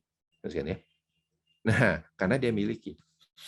Gojek, sekalian, enggak. Mobilnya enggak dimiliki. Gojek itu minjem kok. Mobil siapa yang dipinjam? Ya mobil Bapak Ibu kan yang punya mobil yang kemudian ya udahlah kita pakai jadi Gojek lah. Jadi kan ya untuk Grab dan segala macam gitu. Minjem kan. Mobilnya bukan punya dia. Akibatnya bervariasi enggak? Iya, bervariasi. Justru variasi itu yang mungkin membuat orang jadi tertarik ya, gitu kan. Nah, terus kan apa yang membedakan di sini? Ya kan modelnya, proposisi dan model itu biasa berkaitan ya, terus kan di situ. Netflix itu apa, terus kan? Netflix itu kalau Bapak Ibu tahu ceritanya ya, Netflix itu dimulai bukan seperti yang sekarang, kan. Netflix itu dulu adalah penyewaan video. Seperti kalau di Indonesia itu video SC ya, kalau di Amerika itu Blockbuster. Dia itu cuma merubah modelnya. Dan mengubahnya itu gara-gara sederhana, yang mendirikan Netflix itu jengkel banget. Dia pernah sewa video. Bapak kan masih ingat ya, zaman sewa video itu, ya VCD lah ya, kalau yang lebih modern, atau DVD yang lebih modern lagi, itu kan kita sewa, 4 sewa, harga di situ dikasih waktu ya. Kalau terlambat, didenda kan. Nah, itu kan model penyewaan video zaman dulu kan begitu. Nah, si pemilik Netflix itu melakukan itu. Dia terlambat ngembaliin berapa bulan. Lupa dia. Dari situ. Begitu dikembaliin, didenda mahal. Jadinya kan karena berbulan-bulan. Itu dia jengkelnya setengah mampus tuh. Lalu dia bilang itu, nggak bisa. Makanya dia buat sendiri. Nah, waktu itu sama, penyewaannya sama, Pak. Jualan DVD itu, Bapak Ibu sama. Seperti itu. Cuma dia bilang gini, modelnya beda deh. Modelnya buat saya langganan aja. Jadi satu orang bayar sekian sebulan, dapat jatah 4. Jadi dia sewa 4. Ya kan? Pokoknya dalam sekali waktu hanya 4. Hanya boleh ada 4. Kalau dia mau pinjam yang lain, dia kembaliin yang 2, ambil lagi yang 2. Yang 2-nya masih mau disimpan di rumahnya, ya nggak apa-apa. Pokoknya cuma 4 satu orang. Biasanya kebayang ya maksudnya ya. Jadi setiap kali saya ambil 4, ya kalau mau cepat ya besok saya balikin ambil 4 lagi. Nggak apa-apa tiap hari ngambil gitu terus ya. 4 gitu nggak apa-apa. Tapi sebaliknya juga biasanya gini kan, ngambil 4, kembaliin 1, 3-nya kan tonton berulang-ulang di rumah sampai 6 bulan, boleh nggak? Boleh. Kena denda nggak? Enggak. Langganan kok per bulan berapa. Gitu ya. Maksudnya Netflix itu mulai dari situ. Bahwa hari ini Bapak sekalian lihat Netflix itu seperti streaming dan segala macam, itu karena perkembangan teknologinya. Tapi dulu dimulainya dari apa? Penyewaan video. Sifatnya apa? Seperti itu. Modelnya seperti itu. Ya. Nah, itu yang tadi saya katakan sebagai model. Ya. Nah, saya nggak bicara lebih banyak teoritisnya, Bapak sekalian ya kan. Tapi hari ini Bapak sekalian, sebelum Bapak sekalian mikir model, ini seperti apa ya? Gitu ya. Gojek itu, Grab, Uber, dan segala macam itu, kekuatannya ada satu, bahwa modelnya dia nggak pakai aset. Ya kan? Nggak pakai mobil, mobilnya bukan mobil dia. Itu yang membuat taksi nggak bisa bersaing hari ini. Ya kan? Kenapa lah taksi punya mobil sendiri itu tadi. Terakhir, ya kan, yang ketiga, ya kan, ini yang terkait dengan ini cara pandang hari yang ketiga ya, bukan kompetisi tapi kolaborasi. Biasanya kalau zaman dulu nyari peluang bisnis apa? Produk apa nih? Produk apa nih? Bikin apa nih kita? Nah, produk. Walah itu modalnya berapa? Gitu kan? Di sana. Terus nanti itu lawannya siapa tuh kita? Ya kan di sana itu kompetisi. Itu cara berpikir kita untuk melihat peluang bisnis, ya kan? Kita mikir peluang bisnis bagus kalau apa? Produknya keren, produknya dibutuhkan banyak orang, ya kan di sana. Modalnya sedikit, kompetisinya sedikit. Oh, itu peluang bisnis yang keren, Pak, di sana. Nah, hari ini, Mas Glenn, ya kan, bukan berarti tidak diperhatikan, kita mikirnya berbeda, Mas Glenn. Yang pertama adalah apa? Ini tuh ya apa sih yang mau kita jual? Proposisi ya di situ. Modelnya mau kayak apa? Terus bukan ngomong kompetisi dulu, saya bisa kolaborasi dengan siapa? Gojek dan Halodoc itu kan kolaborasi ya, walaupun benar bahwa di Halodoc itu ada sahamnya Gojek ya di situ. Tapi itu salah satu bentuk kolaborasi yang menarik ya, Halodoc dan Gojek. Di masa pandemi ini itu sangat menolong sekali kita ya, gitu kan. Kalau beli Halodoc pasti diantar Gojek kan di situ. Ya kan? Nah, kan itu salah satu bentuk kolaborasi. Ya kan? Tidak bersaing, tapi dua-duanya bisa bertumbuh hidup. Apakah ini sesuatu yang baru? Ya enggak juga. Sebelum dunia digital meramaikan dunia bisnis ini, kan juga sudah ada bentuk-bentuk seperti itu. Bapak Ibu kalau ke supermarket mungkin pernah lihat JJ Royal sebagai kopi, ya kan? Ya premium coffee, ya kan? Di supermarket Indonesia ada di JJ Royal. Nah, itu memang dimiliki oleh pemilik yang baru ya, kan ya di sini. Sekarang pemiliknya itu adalah yang punya Gulaku ya. Kalau misalkan beli Gulaku itu yang punya JJ Royal juga di sini kan. Tapi sebelum itu dia dimiliki oleh pemilik yang lain. Pemilik yang lain ini menarik sekarang. Dia mikir gimana nih ya jualan kopi mahal gini ya. Siapa yang mau beli? Ya kan di Indonesia. Pada zaman itu, kan JJ Royal ada di situ, ya kan? Itu kopi yang namanya single origin itu belum dikenal. Belum banyak orang yang suka. Ya kan? Apalagi kalau dia pakainya adalah Arabica. Orang Indonesia lebih suka Robusta ya karena tidak terlalu asam. Single origin itu jarang. Starbucks aja itu adalah mix bean-nya di mix di situ. Jadi campuran gitu. Ini enggak, jualannya single origin. Jadi single origin itu gini kalau A ya cuman A. Nah, kalau beli kopi-kopi yang lain yang sudah di-mix, itu di-mix A-nya sekian, B-nya sekian, C-nya sekian gitu ya. Di situ. Dan kadang-kadang orang tuh lebih suka rasa kopi yang mix itu. Nah, si JJ Royal itu dulu jualannya enggak single. Itu memang premium, Mas ya. Tapi pasar di Indonesia gimana nih ya menjual seperti ini. Nah, kan dia ada kolaborasi. Menarik sekali, misalkan siapa kolaborasinya? Ya kan? Ya ini mungkin kita memang nggak kenal ya, ya. Karena dia waktu itu jualnya ke luar negeri ya, saya lebih banyak untuk pasar luar negeri. Dia kerjasama dengan namanya Kemu. Kemu ini konyek, minuman keras. Terus dia mikir, jualannya gimana ya? Dijual aja sama konyek. Orang minum minuman keras kan kadang-kadang kan jadi mabok ya, gitu kan? Nah, obat mabok itu apa? Minum kopi. Minum kopi pahit. Itu salah satu cara untuk meredakan kemabokannya. Jadi kalau kopi digabungkan sama ini, komplement dong ya di situ kan. Jadi seolah-olah gini, mabuklah, nggak usah khawatir, kopinya ada. Itu bosku di luar negeri laku. Kenapa? Karena Kemu itu juga besar. Bosku terkenal ya, buat saya juga nggak tahu ya, tapi untuk orang-orang yang suka minuman keras, itu termasuk merek yang luar biasa gitu kan. Dan dia berkolaborasi dengan JJ Royal. Nah, jadi bukan sesuatu yang baru, tapi dalam dunia yang sekarang itu menjadi sesuatu yang penting. Jadi bagaimana caranya kita melihat peluang bisnis yang ada di sini, ya kan? Tidak berarti harus ganti bisnis, harus ke digital bisnis, nggak perlu. Bisnis yang sekarang bisa nggak yang dilakukan gitu? Bisa. Satu tadi ya, gunakan teknologi-teknologi untuk membuat proses kita lebih efisien dan segala macam. Tapi kalau mau membuat sesuatu yang lebih inovatif lagi, yang lebih segar lagi, gunakan cara pandang ini untuk melihat peluang bisnis. Produk bisa saja sama, tapi jangan-jangan peluangnya bisa dilakukan dengan cara apa? mengubah proposisinya. Produknya sama, tetap milkshake, tapi proposisinya apa? Bos kan bisa rubah. Itu peluang, ya kan? Bos kan akan menolong sekali proposisinya berubah di situ. Tapi kan Bos kan sudah tahu ya gimana membuat produknya. Tadi kan sudah mahir di situ.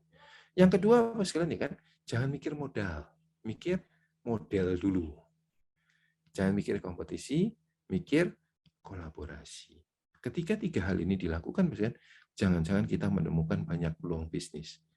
Dari mana? Saya tidak harus pindah hutan, ya kan? Saya tetap ada di tanah yang ada hari ini, yang mungkin sudah mulai kering, tapi dengan 3 hal itu saya bisa merevitalisasi. Terakhir, Bos sekalian ya, mungkin ini sebagai penutup saya, slide terakhir saya, key points-nya. Jadi Bapak Ibu benar bahwa peluang bisnis masa depan itu ada di dalam dunia digital. Ya betul. Ya kan? Itu data-data nggak bisa dipungkiri. Namun tidak berarti bahwa kita harus pindah menjadi digital bisnis. Peluang bisnis tidak berarti harus berganti bisnis, ya. Namun bisa juga dengan menyegarkan bisnis yang sudah ada. Nah, gimana caranya menyegarkan bisnis yang sudah ada? Ya kan di situ.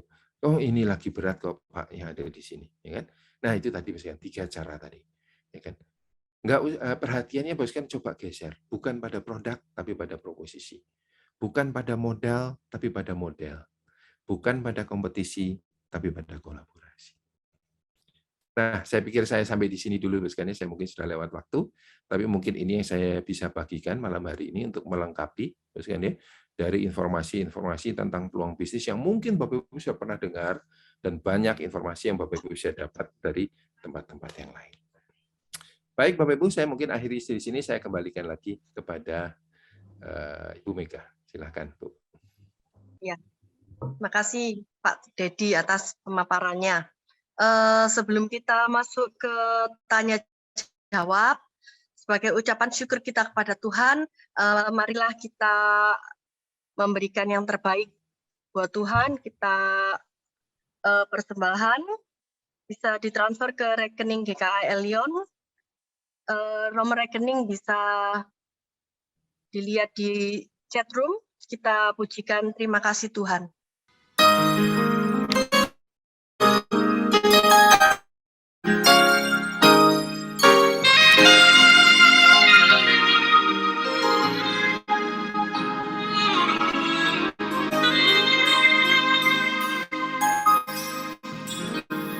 Terima kasih untuk kasih setiamu yang ku alami dalam hidupku. Kasih Yesus untuk kebaikanmu sepanjang hidupku.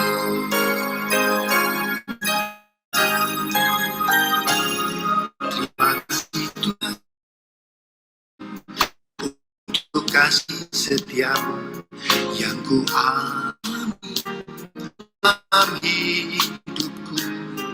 Terima kasih Yesus untuk kebaikanmu sepanjang hidup.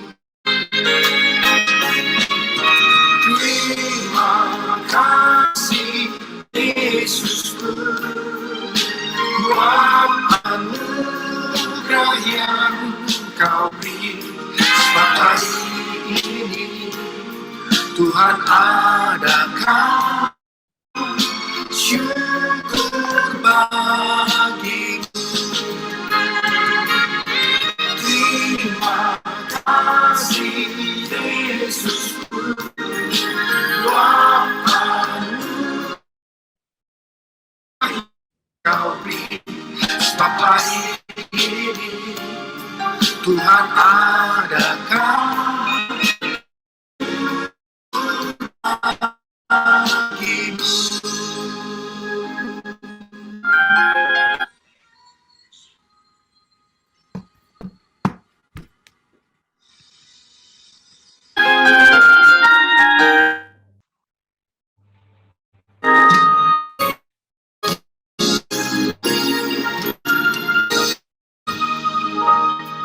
Terima kasih Tuhan untuk kasih setiamu yang ku alami dalam hidupku. Makasih Yesus untuk kebaikan-Mu sepanjang hidupku. Terima kasih Yesusku buat anugerah yang Kau beri. Sebab hari ini Tuhan adakan syukur bagi. Terima kasih Yesus buat anugerah yang Kau beri. Sebab hari ini Tuhan adakan bagimu. Sebab hari ini Tuhan adakan syukur bagimu. Sebab hari ini Tuhan adakan syukur bagimu. Syukur bagimu. Syukur bagimu.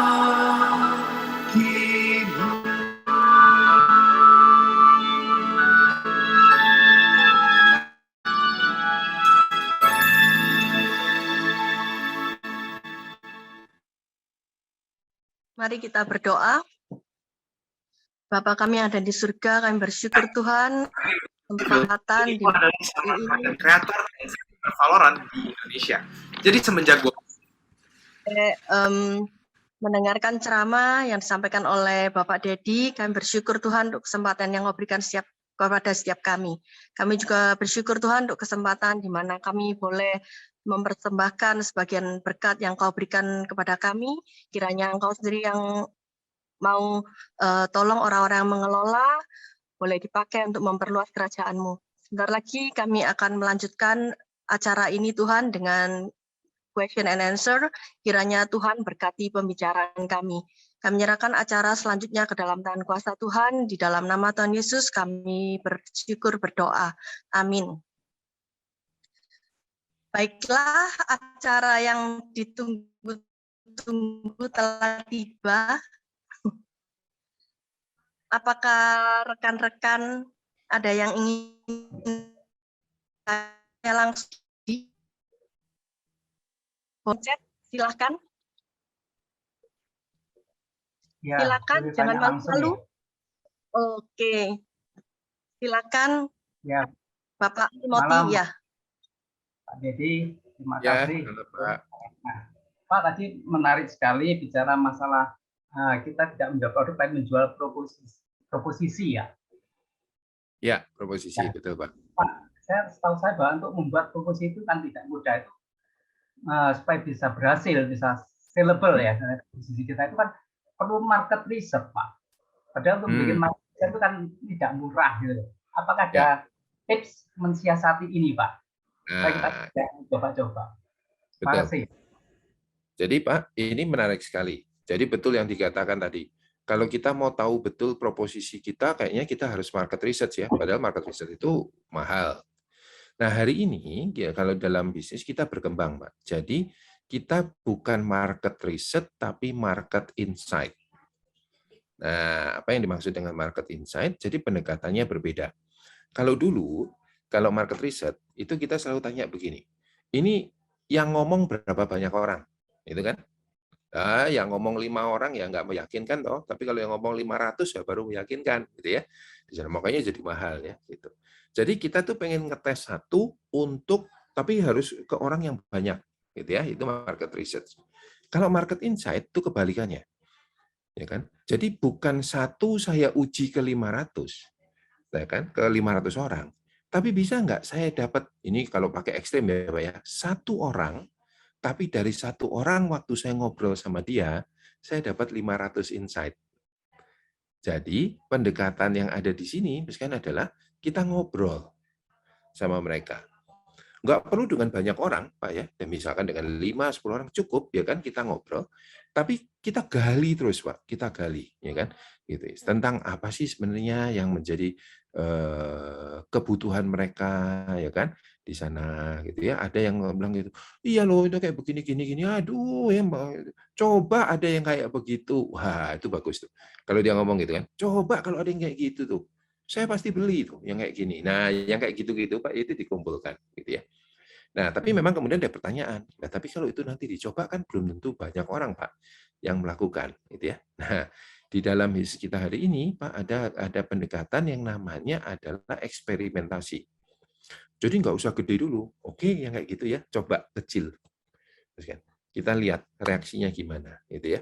Kalau dulu kita modelnya kan pakai riset dulu ya. Kalau usah nggak yakin kita nggak jalan, gitu kan. Kalau ini nggak, coba dulu sedikit. Oh, kayak gitu ya. Coba deh kalau diginiin gimana?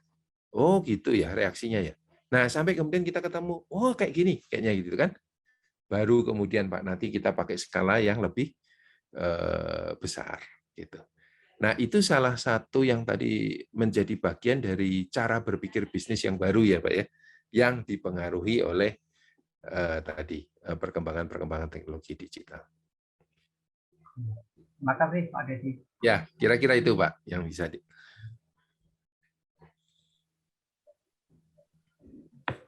silakan kalau ada lagi yang lain.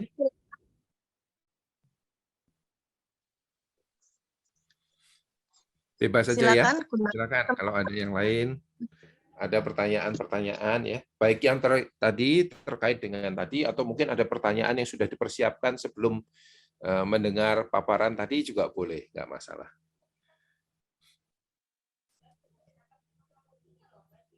Mungkin saya aja yang tanya Pak Dedi ya. Mungkin saya tanya ke Pak Dedi sebagai akademisi ya. Untuk kita-kita yang mungkin anaknya ada yang mau masuk fakultas atau mungkin malah cucunya mungkin ya, atau ponanya atau siapanya lah ya. Kalau zaman berapa tahun yang lalu itu kan booming seperti DKV gitu ya. Nah, kalau yang sekarang ini fakultas apa ya Pak Dedi ya menurut Pak Dedi untuk kedepannya? Ya. Jadi ada dua pendekatan Bu ya. Satu, kalau kita mau masih pakai pendekatan yang lama, pendekatan lama itu artinya begini, pokoknya jurusan apa nih yang lagi ngetren ke depan gitu ya di sana. Memang jurusan-jurusan yang terkait dengan dunia digital ini.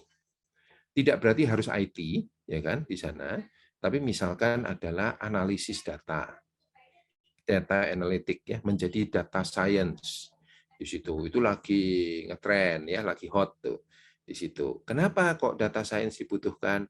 Nah, itu tadi yang saya cerita itu tadi, ngolah data martabaknya Gojek itu gimana caranya ya? Itu kan. Datanya itu kan adalah ratusan juta kan, datang dari ratusan juta transaksi kan. Ayo ngolahnya gimana tuh? Nah, itu namanya data science ya di situ. Jadi itu juga lagi ngetren ya kan. Tapi biasanya juga ada pendekatan-pendekatan hari ini ya kan ada juga jurusan-jurusan yang dulu itu dianggap nggak laku ya. Aduh, ngambil itu tuh nanti makan apa ya, gitu kan? Kerja di mana ya, gitu. Itu jadi mulai banyak dipakai. Contoh ya di situ. Seperti jurusan-jurusan sosiologi, antropologi, gitu ya. Itu kan dulu nggak pernah kita bayangin tuh. Ayo kerja di perusahaan itu kerja apa ya? Kerjaan gitu. Kan hari ini banyak perusahaan-perusahaan digital itu pakai dia. Kenapa? Gitu kan? Buat game, mikirin game itu bukan hanya gimana buat programming komputernya kan, bukan hanya buat grafisnya gitu. Tapi bagaimana ya untuk membuat orang itu jadi tertarik begini begitu begitu. Nah, mereka menggunakan ilmu-ilmu itu tadi untuk bisa membuat game-game yang lebih menarik gitu ya. Nah, tapi ini memang kalau dikatakan ngetren dibandingkan tadi ya data analitik dan segala macam ya pasti tidak semenarik itu. Tapi pendekatan kedua Bu ya sebenarnya adalah hari ini kita lebih melihat adalah begini. Setiap jurusan itu sebenarnya kan menolong kita untuk punya cara berpikir ya. Jadi bukan ilmunya saja, tapi cara berpikir. Begitu. Nah, beberapa orang mulai melihat kalau jurusan itu ya cara mikir seperti apa sih yang sebenarnya akan dibentuk. Jadi dia sebenarnya tidak penting dengan jurusannya, yang penting adalah cara mikir apa yang dibentuk. Ambil contoh ya, misalnya ambil contoh begini. Saya ini dulu arsitek, ya sebelum masuk dunia bisnis saya itu arsitek. Apa sih yang saya dapatkan dari arsitek? Loh ya jelas, ngerancang bangunannya dapat ya dan segala macam gitu. Tapi ada sebuah cara berpikir yang menurut saya penting. Ya kan? Kami kalau Bapak Ibu dulu mungkin ada dari Bapak Ibu yang di arsitek ya, kita tuh selalu diajarkan mencari solusi kreatif untuk sebuah constraint. Ya. Bayangkan gini loh, Mas, kan. Kalau ada orang punya tanah 400 meter persegi terus bangun rumah gitu. Ya. Kan kita nggak bisa ngomong gini, loh lah Pak, tanah kok cuma 400 Pak. Nggak bisa nih jadi rumah bagus. Lah terus gimana? Lah beli dulu sebelah Pak, sampai 1000 Pak, nanti baru jadi bagus. Kan nggak bisa ya. 400 itu ya sudah, 400 saya pikir ya caranya gitu kan ya. Gitu kan. Saya tuh kalau mau bangun pagi nggak mau silau loh, ya kan gitu. Walah, nah ini kok menghadap timur itu terus jadi gimana? Ya dari situ. Kan kita nggak bisa ngomong ganti tanah Pak yang menghadap utara gitu kan nggak bisa. Jadi kita memikirkan bagaimana mencari solusi kreatif dari constraint gitu kan. Itu selama kuliah itu sebenarnya kan dilatih itu ya dengan cara penggambaran segala macam gitu. Begitu saya pindah profesi, misalkan bukan jadi arsitek ya kan, saya kan nggak gambar lagi. Tapi apa yang kepake? Cara mikir itu yang kepake. Nah, ini ada dua pendekatan ya. Kalau tadi bicara tentang nanti anak-anak kita mau masuk jurusan mana ya, itu dua pendekatan itu mungkin bisa jadi apa namanya input ya buat kita. Oke, terima kasih Pak Dedi. Ya. Mungkin rekan-rekan yang lain? Silakan, kalau ada yang mau lewat chat juga boleh. Saya Pak. Silakan Pak. Ya malam Pak Dedi. Malam. Ini menyambung tadi dunia pendidikan tuh Pak. Kalau Bapak melihat dari dunia pendidikan saat ini arahnya ke depan itu bakalan ke digitasi atau digitalisasi atau sekedar digital transformation Pak dalam dunia pendidikan. Khususnya yang ini ya, yang SD, SMP, SMA gitu. Bukan yang universitas lah. Ya. Untuk pendidikan dasar menengah ya, Pak ya. Ya, betul. Baik. Sebenarnya Pak, kalau kita bicara pendidikan dasar menengah ya, saya lebih melihat bahwa untuk pendidikan dasar menengah mungkin levelnya itu sampai pada digitalisasi. Ya kan? Jadi digitasi dan digitalisasi lah, begitu ya di sana pendidikan dasar dan menengah di sana. Jadi dalam pendidikan dasar dan menengah kita menggunakan teknologi untuk mengubah sekarang yang manual, itu digitasi, ya kan? Ada banyak, ya kan, yang bisa kita lakukan perubahan di dalam proses kita di sekolah ya, yang bisa lebih efisien kalau kita pakai digital. Ada beberapa yang mungkin bisa menolong kita untuk berubah. Contoh ya Pak ya, contoh adalah begini. Anak-anak SD itu, SMP itu, ya kan, mungkin akan menjadi sulit kalau kita ini kalau kita ngomong ya, misalkan ngomong gini, anak-anak kita itu sekarang anak-anak kita itu disuruh ngapal ya Pak, ya kan, nggak bisa mikir tuh, cuman ngapalin. Nah ya betul, mestinya mikir kan, kritis, analitik gitu kan. Tapi yang ngomong gitu tuh kadang-kadang lupa, ya kan? Bukan lupa ya, dia belum pernah punya pengalaman ngajar anak-anak kecil di SD, SMP. Ya kan? Di Indonesia itu tidak mudah untuk seperti itu, ya kan? Kenapa? Ya, orang-orang yang bisa diajak berpikir kritis itu di dalam kelas ya dan segala macam itu, biasanya punya kemampuan untuk belajar mandiri dulu. Jadi mereka tuh punya belajar mandiri, sudah dibiasakan dari kecil untuk belajar ya, mencari tahu dan segala macam, sehingga ya kan secara tidak langsung kekritisannya terbangun. Waktu di kelas itu waktu ngobrol sama gurunya dan segala macam, wih pinter ya, anak kecil-kecil gitu aja udah kritis ya, gitu. Tapi kenapa? Dia udah tahu dulu sebelumnya. Kalau enggak lah terus tanyanya gimana? Ya kan? Nah, hari ini kalau kita masuk SD SMP, misalkan masuk ya ngajar kayak gitu, lah ya boro-boro kita nanya tentang kekritisan itu, ya kan? Wong tentang apanya saja mereka masih mengalami kesulitan.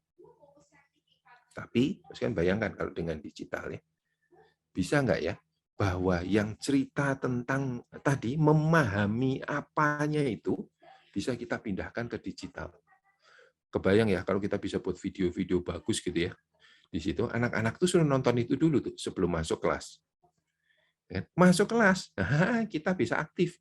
Ada eksperimen, ada apa, nonton video terus ditanya begini dan sebagainya. Tapi dia udah tahu dulu, ya kan? Dan nggak akan merasa kesal kayak suruh buat PR zaman dulu, karena sekarang dia suruh nonton apa? Nonton video ya di sana gitu. Lalu kemudian berkembang ke sana. Nah, kalau ini berarti digitalisasi. Sehingga dalam konteks pendidikan dasar menengah, menurut saya dua hal itu memungkinkan dan mestinya bisa digunakan untuk membuat kualitas kita jadi lebih tinggi. Baik, makasih Pak. Sama-sama, Pak.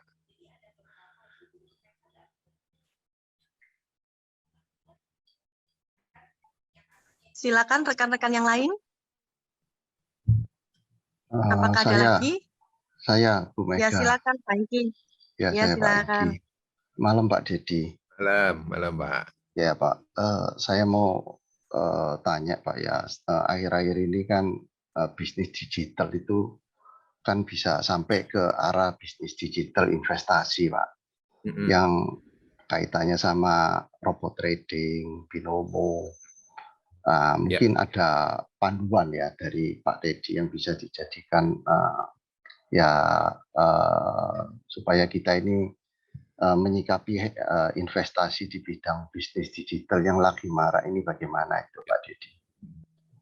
Oke, thank you Pak. Ini pertanyaan juga menarik ya, karena ini lagi ngetren nih. Robot trading misalkan gitu ya. Maksudnya kalau kita lihat robot trading, ya kan, kita lihat dari banyak sisi. Yang pertama, Mas kan ya, gini. Robot trading itu sebenarnya adalah penggunaan teknologi algoritma, ya kan, untuk membantu kita mengambil keputusan. Ya kan, mengambil keputusan. Nah, jadi sebenarnya, Bos kan ya, di satu sisi itu mesinnya si robot trading itu tuh sebenarnya bagus. Karena dia bisa menganalisis menggunakan algoritma ya, Bos kan ya. Lalu kemudian mereka bisa menganalisis dan membuat rekomendasi keputusan yang baik. Nah, dalam bentuk seperti ini ada dua, Pak. Ada yang full automatic, ada yang semi automatic. Kalau full automatic itu artinya ya udah kita tutup mata pokoknya ya putusin sana deh, gitu kan. Kalau yang semi automatic adalah itu kita lihat baru kita ngambil keputusan. Nah, robot trading yang hari ini itu kan namanya robot tuh bayangannya lagi nih udahlah tutup mata, simpan aja duit, nanti dia mikirin ya di sana gitu. Nah, terlepas ya Pak ya, ada yang menyalahgunakan dan segala macam. Sebenarnya dari sisi itu oke. Cuman yang menjadi pertanyaan adalah begini. Itu si mesin mikirnya datang dari mana? Kan waktu dia mikir begitu itu kan harus ada inputnya kan, gitu ya. Tanpa input kan dia nggak bisa mikir. Terus kan harus hati-hati dengan hal ini. Ya kan? Ini tergantung pasar modalnya. Ya kan? Ada pasar modal yang sudah kuat, sehat, sehingga kan pasar modal itu menjadi lebih rasional. Kalau pasar modalnya sudah kuat, kan ya. Tapi kan ada pasar modal, ya kan, yang belum kuat.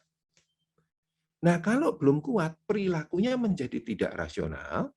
Kenapa? Karena diakalin dan diatur oleh orang-orang yang bermain. Kan ini hati-hati ya. Ini saya ngomong belak-belakan aja di situ. Pasar modal Indonesia itu belum pasar modal Indonesia, belum pasar modal yang kuat. Ada orang-orang yang bisa menggerakkan. Kalau istilah-istilah di pasar modal itu banyak orang ngomong bandar. Terus kan tahu bandar ya. Jadi dia tuh bisa menggerakkan orang, ayo beli semua. Apa yang terjadi kalau beli itu? Kalau beli kan berarti harganya naik ya di situ. Nanti diatur juga, jual semua. Harga itu bisa turun, kan ya. Siapa yang melakukan pembelian dan penjualan itu, Bos kan? Yaitu gengnya dia. Itu gengnya dia.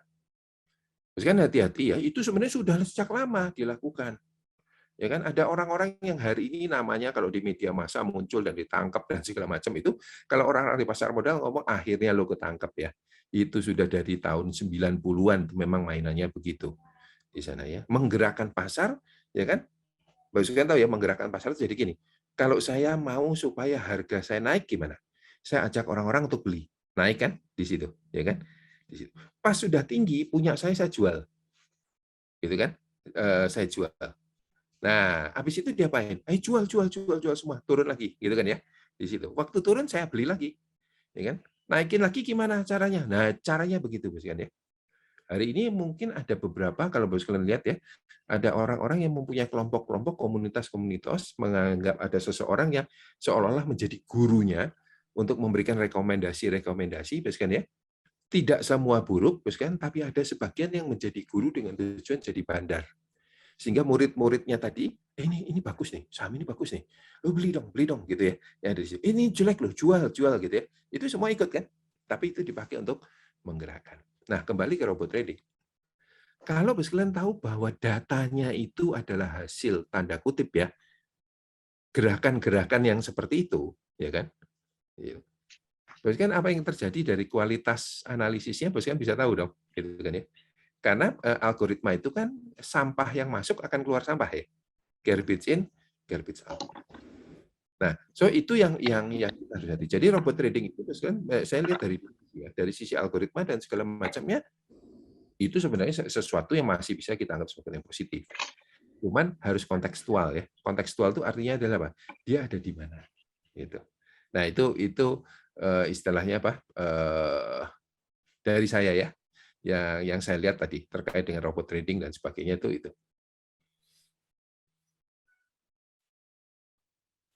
Kira-kira demikian, Pak. Tadi ada satu lagi pertanyaannya selain robot trading apa ya, Pak ya?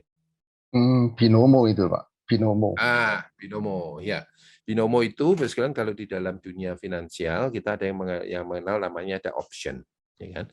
Option itu sebenarnya secara instrumen sesuatu yang baik. Jadi option itu kan dipakai untuk melindungi kita. Contoh ya, Pak ya, option itu begini loh, gampangnya begini. Pak tahu nih sekarang harga minyak akan naik nih gara-gara perang Rusia dan Ukraina kan, gitu kan. Nah, terus kan harus jaga nih kalau perusahaan. Nah ini kalau naiknya sampai kayak gitu, mati dong saya. Maka saya beli option. Beli option itu adalah saya beli hari ini sebuah surat untuk ya kan saya punya hak membeli BBM misalkan ya saya pakai contoh BBM 6 bulan lagi dengan harga sekian. Nah supaya saya bisa ngatur dan aman dong karena saya tahu pasti saya bisa beli harga segitu ya kan. Kalau enggak kan produk saya kacau nih kalau harganya tiba-tiba naik, tapi untuk punya hak itu saya harus beli hari ini. Itu namanya option. Dalam dunia finance kan itu bisa dihitung, jadi itu pengharganya dan segala macam bisa dihitung. Jadi opsinya sebenarnya Bapak sekalian adalah sesuatu instrumen yang baik. Tapi begitu kita ngomong tentang binomo itu, binary option itu ya, di situ, itu jadi masalah Bapak sekalian. Karena yang dijadikan sebenarnya adalah bermain tebak-tebakan. Bapak Ibu nggak tahu kan, yang disuruh nebak naik atau turun ini apa, ya kan? Ini tuh apa, asetnya apa, itu kita nggak tahu gitu. Kita nggak tahu persis tentang hal itu, kan ya. Lalu kita nebak kayak naik atau turun ya dan sebagainya. Begitu. Jadi itu sebabnya kan itu kemudian jadi masalah ya. Jadi saya pakai selalu istilah adalah begini, kan ya. Ada, kan tahu pisau, ya kan? Ayo, pisau itu bagus atau jelek? Kan akan mengatakan nih, pisau itu dulu dibuat untuk motong daging, gitu kan ya. Jadi tujuannya positif dong. Tapi pisau itu bisa dipakai membunuh orang kan? Nah, dalam investasi itu ada gitu, Pak. Instrumennya baik, cuman disalahgunakan. Tapi ada juga, kan ya, instrumen-instrumen yang seperti bom atom. Ayo, kan bisa nggak ngomong bom atom itu positif? Kan nggak bisa ngomong gini loh ya, Bapak Ibu ya. Bom atom itu sebenarnya dulu bukan dipakai untuk bunuh orang, ya. Bom atom itu diciptakan untuk bunuh lalat. Nah, cuma disalahgunakan aja tuh orang waktu itu buat Hiroshima dan Nagasaki. Yang nggak ada yang ngomong gitu, yang bom atom itu dibuat memang untuk menghancurkan orang, betul kan ya? Jadi ada instrumen-instrumen investasi, Pak sekalian ya kan, yang sebenarnya sudah ill structure. Ill structure itu artinya apa? memang itu bukan investasi, itu sebenarnya gambling ya dan sebagainya. Gitu. Nah, kan hati-hati ya gitu ya. Kayak binomo itu, kan ya kan dia meminjam si option yang sebenarnya baik, kan ya, tapi dioperasionalisasikan untuk spekulasi. Nah, itu harus hati-hati. Biasanya banyak orang nanya, oh, Pak, kalau gitu terus gimana nih Pak? Ya kan, untuk menjaga supaya ini, karena ini kan nanti akan banyak berkembang ya dengan menggunakan teknologi, ini akan banyak pilihan ya, kan ya. Ini bukan resep jitu, kan, tapi mungkin mudah-mudahan bisa menolong Bapak Ibu untuk melihat ini ya. Yang pertama, kan adalah begini, selalu berhati-hati, ya kan, kalau ada yang menawarkan imbalan tinggi dalam jangka pendek, kan langsung harus sudah curiga, ya kan? Karena secara historis, kan ya kan, di situ kalau kita analisis ya kan, itu tidak ada. Jadi kalau tawaran ya apapun ya, belum cerita tentang produknya, investasi ini masuk ke sini nih dapat 80% dalam waktu ini, kan akan langsung curiga, ya kan? Karena itu secara historis tidak ada, ya kan? Kalau ada tuh sebentar jatuhnya lebih besar, gitu ya. Yang kedua, kan adalah gini, kan tanya, ya kan? Oke, ini kalau saya tanya sama orang-orang itu ya, pakai istilah kerennya gini, underlying-nya apa? Underlying itu kan adalah semua investasi itu harus ada dasarnya, ya kan? Dasarnya. Saham itu dasarnya apa? Perusahaannya kan, gitu ya. Kurs itu dasarnya apa? Kondisi ekonomi negaranya misalkan, gitu. Apa yang jadi dasarnya? Kalau orang itu tidak bisa menjelaskan, kan ya, loh Pak, nggak perlu tahu itu, ya kan? Ini sudah canggih kok Pak, robot kok yang ngatur. Jadi kita nggak perlu tahu tentang underlying-nya.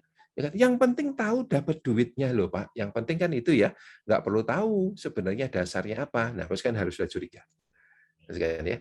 Itu adalah bentuk-bentuk skema-skema yang kaitannya dengan spekulasi. Kan ya? Nah, yang ketiga ini tentunya sebagai orang Kristen ya, buat saya satu, damai sejahtera. Itu salah satu penting. Kalau masuk ke situ dan merasa tidak damai, ya itu sudah tanda yang sudah jelas ya dalam hal itu. Nah, 3 hal itu yang biasanya saya pakai, ya, untuk secara praktis gitu ya. Kalau ada yang nawarin dan segala macam ya. Kalau kita nggak tahu hitungannya kan kadang-kadang bisa di situ ya. Kan ini seringkali begitu. Ya kan? Saya dulu pernah ditawarin gitu. Ya, nah, karena saya orang keuangan, jadi saya tahu ngitungnya ya. Itu saya bolak-balik saya bertanya ya pura-pura nggak ngerti ini yang ada di situ ya, Itu jawabannya ngawur, ya kan?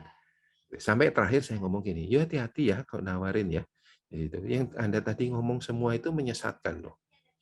Kan ya. Saya tahu tuh ngitungnya gimana dan Anda ngomongnya tadi nggak gitu. Itu menyesatkan. Itu para sales ya yang menjual seperti itu. Nah, kecuali bos kalian tahu seperti itu, bos kalian bisa berargumentasi seperti itu kan. Tapi kan hari ini begitu banyak produk yang berkembang dan saya pun juga nggak pernah bisa ngikutin. Ya mungkin cara-cara praktis itu tadi mungkin bisa menolong. Ya, terima kasih Pak. Ya, Dedi. sama-sama. Ya. Pak Dedi, mohon izin satu pertanyaan terakhir ya, ada di chat room. Saya bacakan dari Pak Yohanes, yang Bapak jelaskan barusan soal option ini apakah sama dengan hedging? Ya, jadi instrumen option itu sebenarnya dipakai untuk tujuan hedging, untuk menjaga risiko ya. Itu ide awalnya, ya kan, di situ. Bahwa kemudian ternyata kenyataannya di pasar modal orang yang beli option itu bukan untuk jagain itu ya, tapi memang untuk bisa dijual kembali dan segala macam, ya kan? Itu memang kenyataan yang ada di pasar modalnya, gitu ya. Jadi nggak ada orang yang menggunakan itu untuk menuju betul-betul hedging ya, tapi memang diperjualbelikan untuk mendapatkan keuntungan. Ya, silakan berikutnya. Nggak apa-apa ya Pak Dedi. Nggak apa-apa, nggak masalah. Yang terakhir, oke, satu lagi ya, rekan-rekan, ini yang terakhir. Dari Pak Santoso, penggunaan digital untuk marketing biasanya dipakai untuk perusahaan retail. Kalau untuk usaha industri setengah jadi, misal part dalam sebuah produk untuk dirakit lagi atau packing suatu produk, apa bisa diterapkan juga, Pak? Ya, hari ini Mbak bisa. Karena sebenarnya begini, jadi untuk istilahnya produk-produk industrial ya Pak ya, yang ada di sana, salah satu yang mulai berkembang adalah begini, para purchasing itu kan juga perlu proses untuk tahu pembandingan ya, dan sebagainya begitu. Nah, ada mulai muncul Bapak sekalian ya kan, bisnis-bisnis lah ya dalam dunia digital yang menolong mereka untuk bisa membandingkan itu dengan lebih cepat. Ini apalagi ini kalau kita pasarnya global ya, terus kan susah banget nyari global tuh, global suppliernya ada di mana itu kan susah ya. Kalau cuma satu kota mungkin lebih gampang. Tapi global seperti apa? Nah, kalau kita nggak masuk di dalam hal itu, kan di sana, maka kita akan keluar dari list perhatian. Bukan berarti kita jelek gitu ya, tapi karena mereka nggak tahu. Ya kan? Kalau dulu mereka mungkin nelponin ya, lu tahu nggak di negara itu ada ya dan sebagainya. Sekarang mereka capek kayak gitu. Nah, mungkin mereka lihat tuh dari apps ya atau apapun ya untuk proses untuk mencari seperti itu. Nah, kalau kita tidak masuk di dalam dunia digital marketing ya, event itu untuk istilahnya B2B atau pasar organisasi, kita bisa lewat dari list itu. Gitu, dan akan ada kehilangan kesempatan yang mungkin mestinya bisa juga kita dapatkan. Saya tanya satu lagi. Silakan Pak. Nah, ini penting Pak. Ini kebetulan kami kan punya sekolah Pak. Pak, jadi tahu kan sekolah di kota besar di Surabaya terjadi persaingannya luar biasa sekali ya. Ketika masih SD, muridnya banyak, setelah naik SMP berkurang 30%, nah, SMA berkurang lagi, karena persaingan begitu ketat. Nah, saya tahu Pak Dedi kan bergerak di bidang pendidikan di sekolah manajemen. Nah, Pak Dedi punya pengalaman bagaimana menghadapi persaingan begitu ketat dengan sekolah-sekolah manajemen lain. Ya, mungkin bisa sharing sedikit yang ya saya tahu tidak mungkin bisa diterapkan semuanya, tapi setidaknya bisa memberikan tips yang bisa masukkan bagaimana sekolah kami punya daya saing juga terhadap sekolah-sekolah lain, Pak. Oke. Terima kasih. Mungkin Pak ya, yang kita bisa pikirkan mulai dengan pertanyaan mendasar dulu Pak. Kalau kita sekolah ya Pak ya, yang ada di sana ya, sebenarnya siapa sih pelanggan kita? Nah, ini dulu yang menjadi sesuatu yang penting Pak, ya kan di situ. Nah, kalau dalam sekolah dasar menengah, ini pasti kaitannya dengan si orang tua ya Pak ya di sini. Kalau kami di sekolah manajemen yang ada di situ, ya kan, mikir tuh siapa ya yang ada di situ, ya kan. Pelanggan kami itu perusahaan. Jadi kami mikir bahwa lulusan ini akan dijual kan, Pak ya, dijual kemana? Ke perusahaan. Jadi kita mesti ngikutin tuh apa yang ada di pikiran perusahaan, gitu ya. Nah ini juga sama, Pak ya, dalam konteks ini. Apa sih yang menjadi pemikiran dari pelanggan kita? Nah, mendefinisikan pelanggan ini menjadi sesuatu yang penting. Nah, misalkan terkait dengan sekolah dasar menengah ya, misalkan gini, orang tua nih hari ini ada banyak hal, misalkan yang ada dalam pemikirannya ya. Segmennya ini mungkin beda-beda juga. Yang dialami tadi Pak, yang ada di situ itu banyak dialami juga oleh sekolah Kristen yang lain. Saya membantu beberapa sekolah Kristen ya Pak ya di situ dan mengalami hal yang sama. Ini ya. Nah, kenapa? Misalkan ya, ada banyak hal. Misalkan. Kalau kita masuk ke pasar yang di bawah, Pak, karena bisa juga ya sekolah Kristen itu dulu didirikan untuk tujuan yang lebih sosial ya, masuk di pasar bawah. Hari ini repot ngelawan se-SD dan SMP negeri. Dulu, Pak, ya kan SD SMP negeri itu di bawah kita. Hari ini, Pak, dalam 10 tahun terakhir ini, ya 15 tahun terakhir ini, ya kan, dana pemerintah itu besar sekali buat mereka. Sehingga SD dan SMP negeri dan segala macam itu, kualitasnya meningkat. Paling tidak dari sisi fasilitas dan segala macam, mereka meningkat. Lah belum lagi kalau gratis, Pak. Ya kan? Jadi yang begitu di bawah, Pak, kan, kita jadi susah kan, ke kita masih tetap bayar, di sana mungkin gratis atau lebih murah, fasilitas mereka lebih baik ya, dan segala macam. Begitu kita naik di pasar yang paling atas, kan, hari ini yang paling atas pikirnya sudah mulai berbeda. Ini mohon maaf ya, kan, ini ada beberapa teman saya juga bilang, aneh ya, kok anak-anak teman-temannya anak saya SMP dan SMA yang di Jakarta itu ya, udah pada pindah. Pindah. Ini yang kalangan menengah atas ya, Pak ya. Pindah kemana? Nah, kan pindahnya itu nggak di Indonesia. Pindahnya di luar negeri. Kenapa ya? Kok SMP dipindahin ke luar negeri ya? Kan kalau dulu kan baru S1 ya. Kan ya. Bapak Ibu mau tidak mau ya, suka atau tidak suka, ada banyak orang yang takut pada 2024. 2024 ini kan pertaruhan ya, gitu kan? Dan beberapa orang mengatakan kayaknya daripada ngambil risiko ya, udah deh anak-anak saya taruh di luar. Nah, terus perhatikan ini, kalau sudah ketemu kayak gitu ya, kan repot ya, betul kan ya? Bapak Ibu mau punya sekolah kayak apapun juga bagus ya di situ kan. Ini kan tujuannya bukan kualitas sekolah kan Pak ya, gitu kan. Kalau ini memang benar nih ya kelompok ini ya, dia mindahin itu untuk masalah risiko kok, karena dia takut dengan 2024.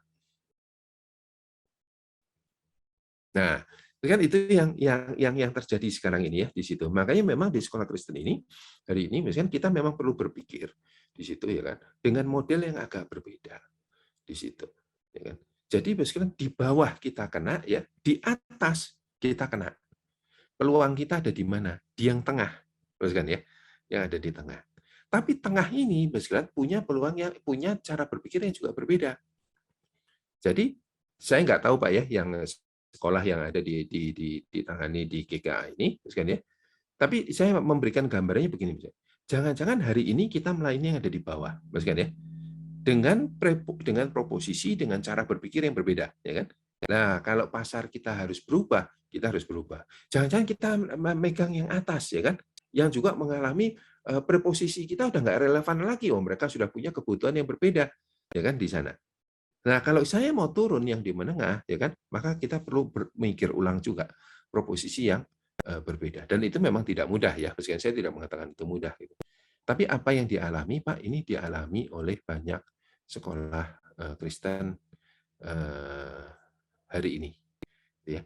Beberapa sekolah Kristen yang ada untuk melayani di bawah, kan, sudah tutup. Ya kan? Nah, kalau gitu yang enak yang di atas dong, Pak. Yang enggak juga, yang di atas juga mengalami situasi yang sama. Saya mungkin nggak bisa jawab lebih detail ya, Pak ya, karena itu nanti mungkin lebih spesifik begitu, tapi dari pengamatan dan pengalaman saya itu, Pak, yang saya lihat. Kalau kita bicara tentang sekolah Kristen ya sekarang. Nanti sekarang akan menarik lagi kalau misalnya bicara kurikulum merdeka. Nah, itu apakah sekolah Kristen siap dalam menghadapi itu, itu menjadi pertanyaan besar. Kurikulum merdeka di sana, merdeka belajar ya, merdeka belajar gitu kan. Itu akan mengubah, di sana. Tapi sebagai sekolah Kristen kita harus mendukung kurikulum merdeka itu tadi. Kenapa? Ya, kurikulum merdeka itu ya merdeka belajar itu kalau nanti bisa berhasil ya, mungkin baru kita rasakan 15-20 tahun yang akan datang. Karena biasanya pendidikan itu kalau ada perubahan itu baru bisa kerasa setelah 15-20 tahun ke depan. Ya. Itu harapan kita untuk membendung radikalisme. Jadi kemarin saya bicara dengan salah satu pengurus yayasan sekolah ya, Kristen, kita harus dukung itu karena kita melihat itu, ya kan kepentingan bagi Indonesia. Kita harus siap, ya kita memang harus siap dan kita harus banyak hal yang kita rubah ya, tapi itu menjadi sebuah. Nah, radikalisme itu, cara berpikir radikal itu yang kadang-kadang tidak rasional itu bukan hanya milik oleh kelompok-kelompok yang hari ini kita anggap tidak rasional, ya. Kita juga harus hati-hati bahwa kekristenan juga demikian. Ada banyak orang-orang Kristen, yang radikalnya sebenarnya tidak lagi sesuai dengan apa yang kita kenal ya di dalam iman kita, begitu ya. Kadang-kadang rasionalisme kita percaya bahwa iman dan rasio itu ya kan tidak bertentangkan, ya kan itu menjadi sebuah bagian yang utuh, begitu kan. Nah, tapi perhatikan dalam kejadian 2 tahun terakhir ini dengan COVID ini, kita kemudian bisa melihat ya, ada banyak orang-orang Kristen, termasuk di negara-negara Kristen yang menjunjung tinggi katanya rasionalitas, juga enggak. So itu juga menjadi sebuah lampu kuning buat kita juga, gitu. Bukan hanya untuk kelompok-kelompok yang kita anggap radikal hari ini ya, tapi juga untuk anak-anak kita juga. Kira-kira demikian, Pak. Ya, terima kasih Pak Dedi. Sama-sama, Pak. Sama-sama. Baik, karena keterbatasan waktu, kita harus akhiri persekutuan malam hari ini. Terima kasih Pak Dedi atas ini sudah berbagi ilmu kami semua. Sebelum kita tutup dalam doa, Pak Edi Jiang, apakah ada pengumuman? Baik, sekali lagi kita ucapkan terima kasih ke Pak Dedi yang sudah memberikan insight dan wawasan yang begitu kaya kepada kita malam hari ini ya. Semoga bisa menjadi berkat bagi kita dan tentu saja pada akhirnya melalui pekerjaan dan usaha kita bisa juga memuliakan Tuhan ya. Nah, saudara sekalian, untuk selanjutnya saya hanya ingin menyampaikan bahwa untuk hari Minggu ini ibadah kita masih online, saudara ya, dan ada ibadah dapur Jabang Kudus. Jadi mari kita mempersiapkan diri kita mengikuti ibadah dengan baik untuk hari Minggu ini. Baik, itu aja yang saya ingin sampaikan. Dan sekali lagi terima kasih kepada Pak Dedi. Mari kita memberi aplaus. Mungkin kita boleh buka mic sebentar. Kita beri aplaus kepada Pak Dedi. Ya, terima kasih Pak. Terima kasih Pak. Terima kasih Pak Dedi. Tuhan berkati pelayanan Pak Dedi. Terima kasih. Ya, saya kembalikan ke Mega. Iya, baik. Untuk selanjutnya doa penutup. Saya mohon kesediaan Pak Budiono Gunarso untuk memimpin kita dalam doa penutup. Ya, baik, kita berdoa saudara ya. Tuhan Allah Bapa kami yang ada di dalam surga, Tuhan yang kami percaya di dalam Tuhan Yesus, Juru Selamat kami yang hidup.